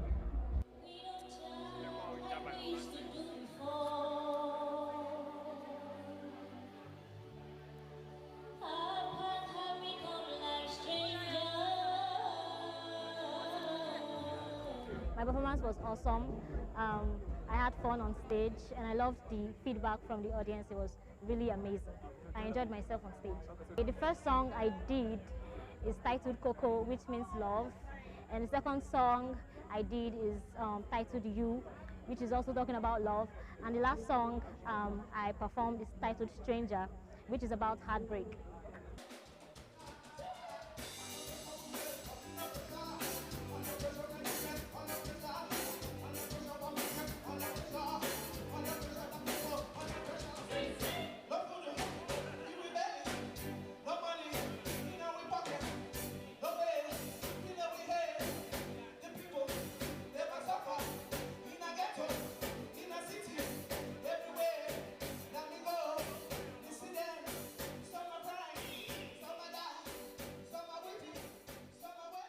My name is Eva Barta. I'm the cultural advisor at the Embassy of Spain. So this is a vis-a-vis program. It's been organized together with Casa Africa, our flagship institution in Spain, and the Ministry of Information and Culture, who has been who has directed to NTDA to partner with us directly for this project. And it's about the promotion of young Nigerian talents, emerging also Nigerian musicians. And so it's an exchange program by which the groups are performing for 2 days. And we have a series of festival directors, musical festival directors from Spain, who are here to see the performers and then select 2 of them that will tour in the music festivals in Spain next summer. I'm Kid Hills, the lead vocalist of the Clan Band. I'm at the Vis Festival and it was such a very great experience. We got to see different styles, different music, different genres, different energy. It was such a very great atmosphere, very impactful. And we came here to perform, right? And we believe that we are going to come out successful, right? And we hope for the best also, right? So we wish the best for everybody that performed, and to those that are also coming in for the more edition, I wish them the best.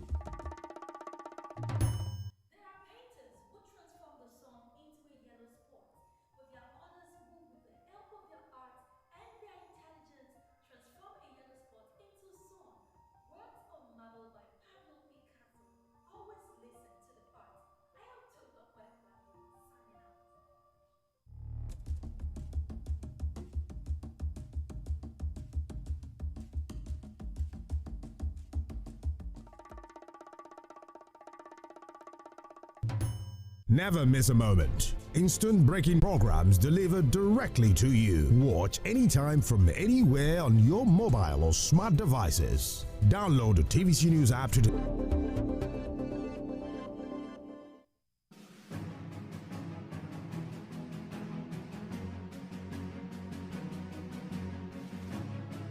Genuine business people desirous of success in today's environment ignore the taxman only at their own peril. Under the oversight of this board, the FIRs will continue its transformation into a premier revenue collecting agency. For up-to-date and accurate information on your obligations, duties and rights under the various tax laws in Nigeria, Watch Tax Matters on TVC News Thursday, 6:30 p.m. to 7 p.m. Every week, Green Angle, in partnership with Wild Aid, will bring you a documentary series on environmental issues affecting Nigeria's amazing biodiversity, from climate change, air pollution, and wildlife conservation. We will be traveling across Nigeria to give you on-the-ground report of the issues affecting our environment. It airs every Saturday at 4:30 p.m. only on TVC News.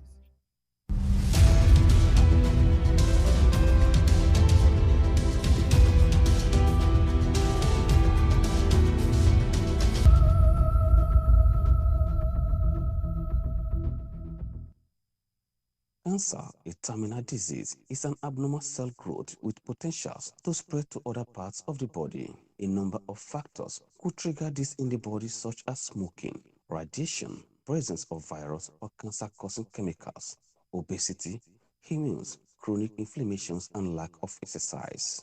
To curtail the spread of this global scourge, health practitioners all over the world have divided into various forms of research, screening, and treatment of these diseases, which causes about 72,000 deaths and an estimate of 102,000 new cases annually.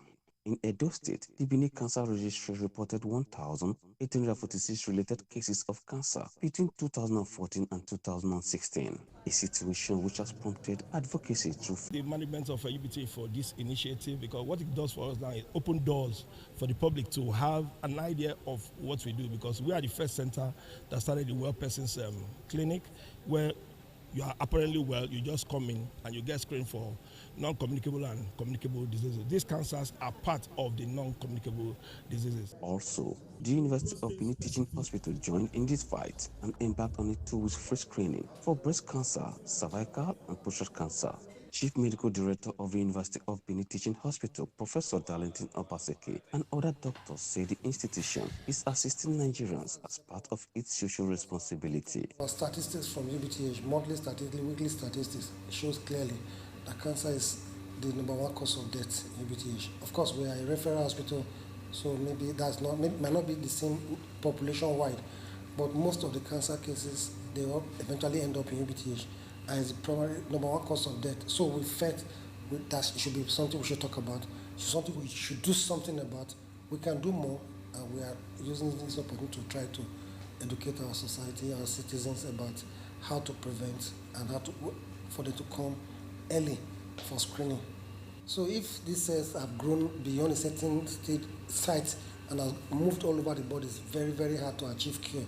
But if it's when it's just forming, still at that particular organ, very early on, surgical intervention, different approaches can be used to cure it. For like one of the service, you can use what we call cryotherapy to freeze it and kill it off. So it's curable. You know that even beyond Nigeria, cancer is the most common cause of deaths in the whole world as we speak right now. And apart from that, cancer is also the most common disease entity we have globally as we speak. People talk of hypertension, people talk of diabetes, but among both communicable and non-communicable diseases, cancer is the leading cause of mortality and morbidity globally. Then when you come down to Nigeria, the situation is not also different. The situation is also similar, because as we speak, cancer is also the most common disease entity in Nigeria as we speak. Even bringing it down to Edo State is the same trend. Abimbola Oyetunde is a journalist who works with a radio station. She is happy with this exercise and encourages members of the public to take advantage of offers such as this to ascertain their status. I feel is a laudable thing to do, and it will help Benue residents. It will go a long way in letting them know the status in terms of health, as we heard earlier as well, and we need to curb it. So it's a good thing they are doing it and making it go public. The awareness is great, and we commend UBTH for this laudable program they are doing. It's a very essential service which many people need to undertake, because it is one of the biggest problems we men have. And I've lost some friends even recently due to this cancer. So I will encourage men, particularly, to come forward and carry out this test, because life is short, and it is even worse when you have it and your children, your family members are traumatized. Despite the steps taken and canvassed by experts, one ingredient that poses as a cloud is the lack of adequate sensitization for the people on the need for regular checkup.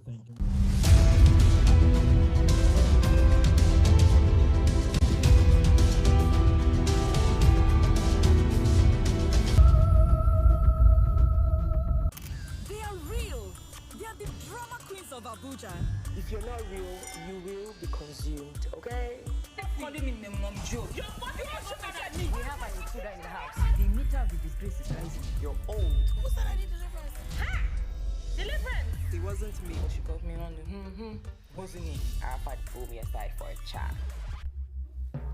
No. The Real Housewives of Abuja, only on Showmax. To watch this and other Showmax originals, simply add Showmax to your DSTV subscription using the My DSTV app.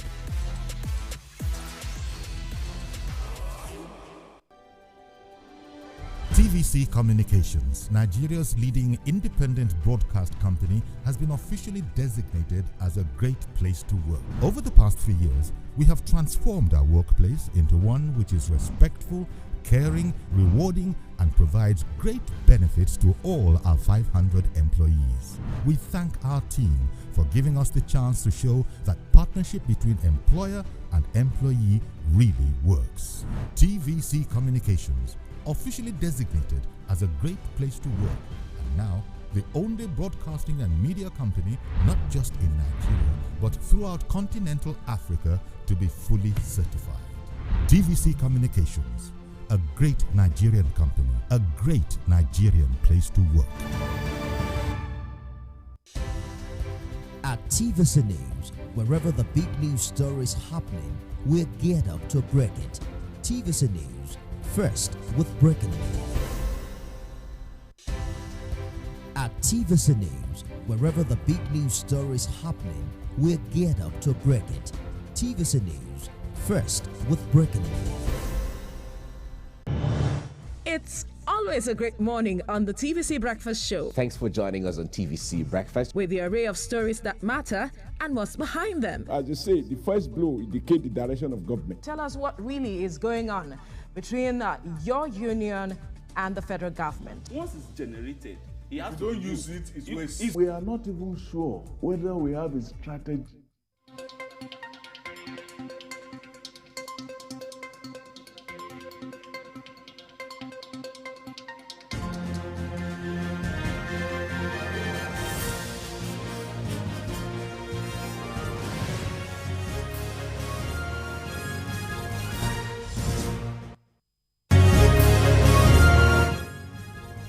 On the news tonight, bandits kidnapped 10 students in Kachia local government area of Kaduna State. Federal government accuses Peter Obi, Datti Ahmed of treason for inciting people to violence.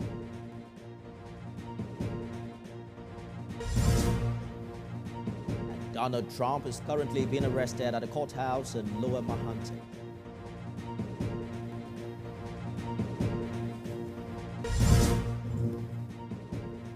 In sports tonight, 4 midweek Premier League clashes are on as a struggling Chelsea side host Liverpool.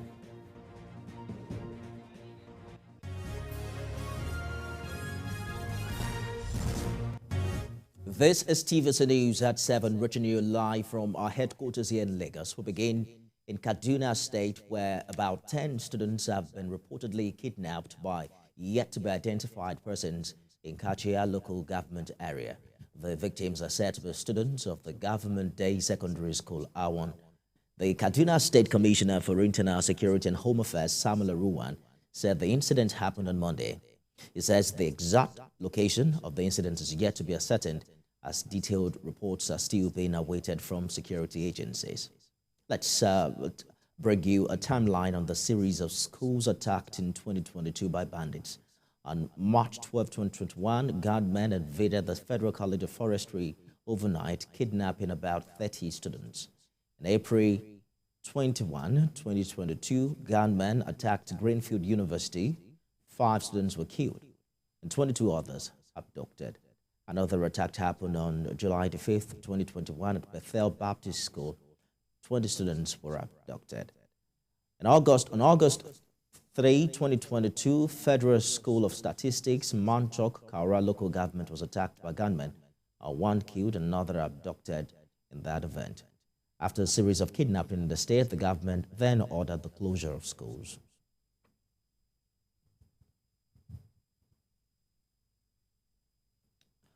Let's talk now to the current chairman in Kaduna State, Reverend Joseph Hayab. Thank you for joining us on TVC News at 7. What more have you gathered about this latest abduction in Kaduna? Well, we are back to our unfortunate experience where people are still being kidnapped. Though kidnapping experience have really not stopped in Kaduna, but it has not been on the news for some deliberate reason. In the past 3 weeks, 3 of our pastors, one in Kujama, one in Goningura, and one also in Kajuru, were kidnapped. The fact is that 2 weeks ago, a pastor, Pastor Nerimi or Reverend Nerimi, was shot dead, and his wife and others were taken away. Then now we come back to this Kachiad kidnapping that we are hearing stories about. Just as you heard, there is no clear confirmation of what and how many people are involved, but it is true that there was a kidnap incident. So we are back to our days of fear. We are back to our days of anxiety. We are back to our days of now negotiating with bandits. We are back to our days of now being afraid of terrorists. And you ask this question, where are these bandits coming out from? Because we've been told that they have been dislodged or they have been dispelled out of the bush. So where are they coming from? That means they probably just hid for some time. And now that the coast is clear, they are us once more. Defied the many rigorous attempts we've seen on the part of government and stakeholders in the past years, Reverend Haya. The last time I appeared on this media, I was very emphatic to say that we've really not seen government working with stakeholders to find solutions. But they come to television and say they do, because I've been the chairman of Kaduna State in the last 5 years. I've never been called to any meeting for such kind of discussion. So sometimes when I hear it, I just don't want to go to that. But the simple truth is that the bandit knows that our government can back, but they cannot bite. The bandit knows that our government will only play to the gallery, but they will not go after them. The bandit knows that, look, after all the noise, everybody will just focus on what he wants to do. So they really know that there is no serious push against them. And so if they know that there's no serious push against them, they will have a field day to do. Probably in the past, they just went on recess because there were no money in people's hands. So if they kidnap people, they still cannot get enough money. And they've come back now understanding that money is back, and they are back again to get the money. What can be done differently? You mentioned that you haven't been called for any meeting. Have you reached out to government instead? You see, security is not a one-man business. Security is not an exclusive business of those in uniform or those who are in the security forces. Security is about everybody. Security is when everybody is involved. These criminals live among people. These criminals work among people. But you see, what is the kind of relationship between the people and government, between the people and security agencies, that the people can openly and confidently explain to them what they know? Sometimes when people are not so sure of their safety, not so sure of the approach of government, they would even want to say anything. There's this common slogan in New York that when you see something, say something. You can't ask people in Kaduna to say something and say something, because if you say something, you will not sleep that night. Interesting. It's a good place to leave it. Hopefully things will get better, and then we'll also look forward to more comprehensive collaboration between government and other critical stakeholders. CAN Chairman, Kaduna State, Reverend Joseph Ayab, thank you for talking to us. Thank you for having me. Now, the House of Representatives on Tuesday condemned calls for the interim government in Nigeria after May 29, 2023. The The lawmakers feared that such calls are capable of truncating the country's democracy and causing anarchy across the country. The development followed a motion of urgent national importance raised by a member, Uime Idem, drawing attention of the Green Chamber to the statement issued by the Department of State Services warning of plots to install an interim government after the outcome of the presidential election. The House urged the security agencies to be on alert and warned aggrieved parties to await outcome of litigations before the court. And less than in handover date, and for those planning to breach security in the country, may have the military to contend with. And this is because the military is saying it will resist anything that would truncate democracy in Nigeria. That's according to the Director of Defense Information, Brigadier General Tukoro Gusso. This is also happening at a time the Chief of Army Staff, Lieutenant General Farouk Yahaya, is threatening to crack down on potential threat to national security. The military's position is against the background of the security crisis that preceded the election in parts of the country and the recent agitation for interim national government by some groups dissatisfied with the outcome of the presidential election won by the APC candidate, Bola Tinubu.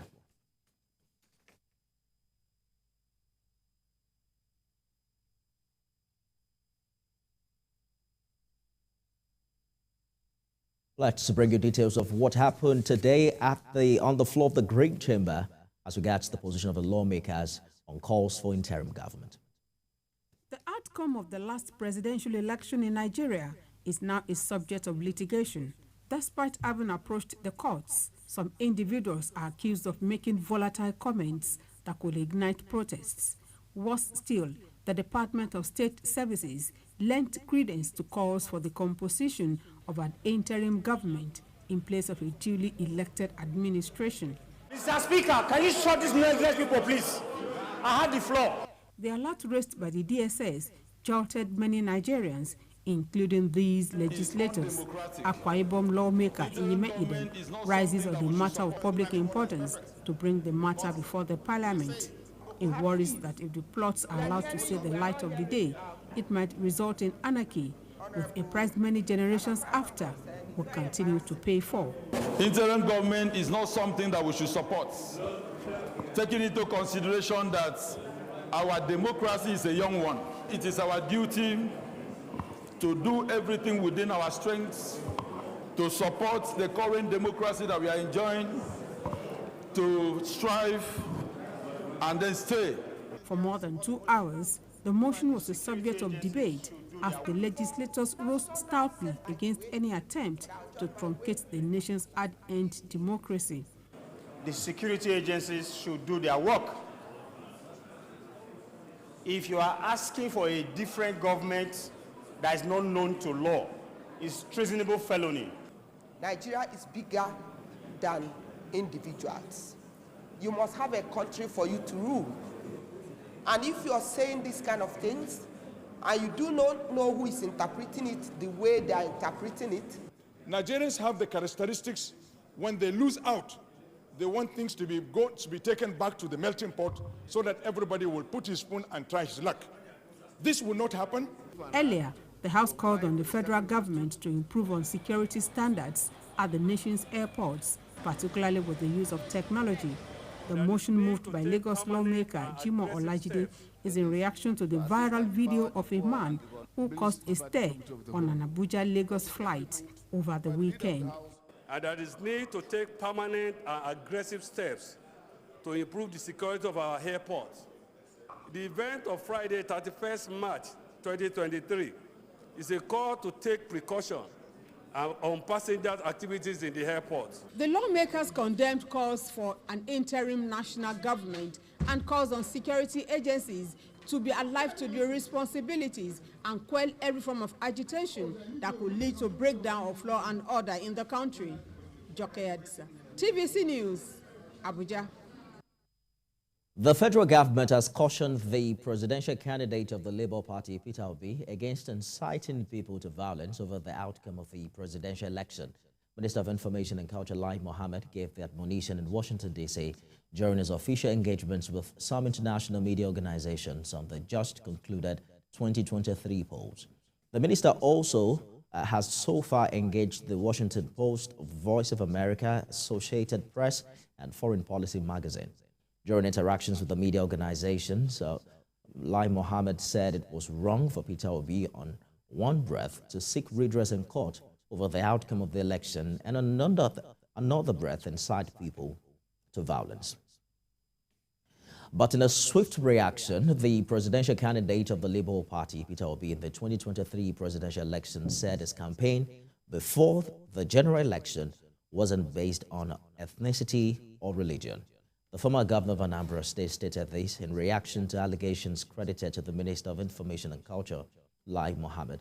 Mr. Mohammed in Washington, D.C. at a media briefing accused Mr. Obi of treason, which the Labour Party candidate described as part of campaigns of calumny against this person. Let's talk now to TVC State House correspondent Femi Akonde. Femi, it would seem that the federal government is concerned about its image internationally, particularly given the many protests that have been reported. What exactly would you say has inspired this new move by the Pace particular and culture is doing, trying to launder the country's image? Coming out of the general election, there have been so much accusations and counter-accusations, both from political parties that lost out on the ballot, accusing the Independent National Electoral Commission of not conducting a credible process, also accusing security agencies and all other stakeholders of unduly interfering with the electoral process. I know they have also taken this campaign to the international scene. We have seen protests in some countries, and that is why Lai Mohammed has embarked on this mission to the United States to engage the international media to ensure that the facts are laid bare, and also to change the narrative that is being peddled. Lai Mohammed is saying is that indeed the general election, the presidential and the governorship election are credible, and they are a fulfillment of President Muhammadu Buhari's desire and promise to Nigerians to bequeath an electoral process that is credible, free and fair. And we also saw that part of that fulfillment with the birth of the Electoral Act signed by President Muhammadu Buhari. That Electoral Act was tested at the general election, and that is the outcome we are seeing here. So what Lai Mohammed is trying to do is to give validation to the outcome of that process. Nifemi. So the DSS says it has its eyes on those who are peddling the move for an interim government. You also heard the Labour Party candidate saying that he is not engaged in any way in all of these developments. Perhaps, do you foresee that we'll see these other candidates weigh in on their supporters in this regard in the coming days? Yes, that's what a lot of people expect, but we have not seen much of that. We have seen supporters of political parties make unguarded utterances, some of them calling for an interim national government. We have even seen some of them stage protests on the streets, even going to the defense headquarters here in Abuja, calling on the military to come and take over government. We have seen some of them make comments such as that the president-elect will not be sworn in, and if indeed he's sworn in, that will be the end of Nigeria's democracy. All of that comment had to force the DSS and indeed security agencies to come out and give that stern warning, asking all of them to desist from making this kind of unguarded statements. And Lai Mohammed is now saying that all of these statements is treason, an attempt to overthrow a legitimate government. So we feel that these warnings from the security agencies and indeed the federal government's statement would kind of bring decorum to the political space moving into the inauguration of the new administration on the 29th of May. Nifemi. State House correspondent Femi Akonde live for us in Abuja. We'll take a break now and return with more stories. Stay with us.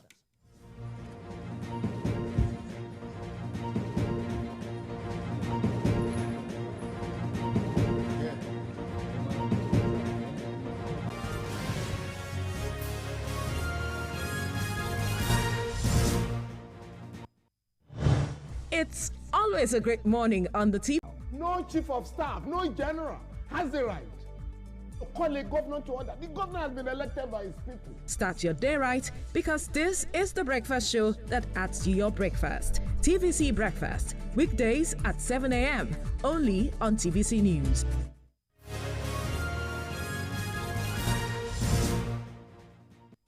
You're watching TVC News at 7, a recap of our top stories tonight.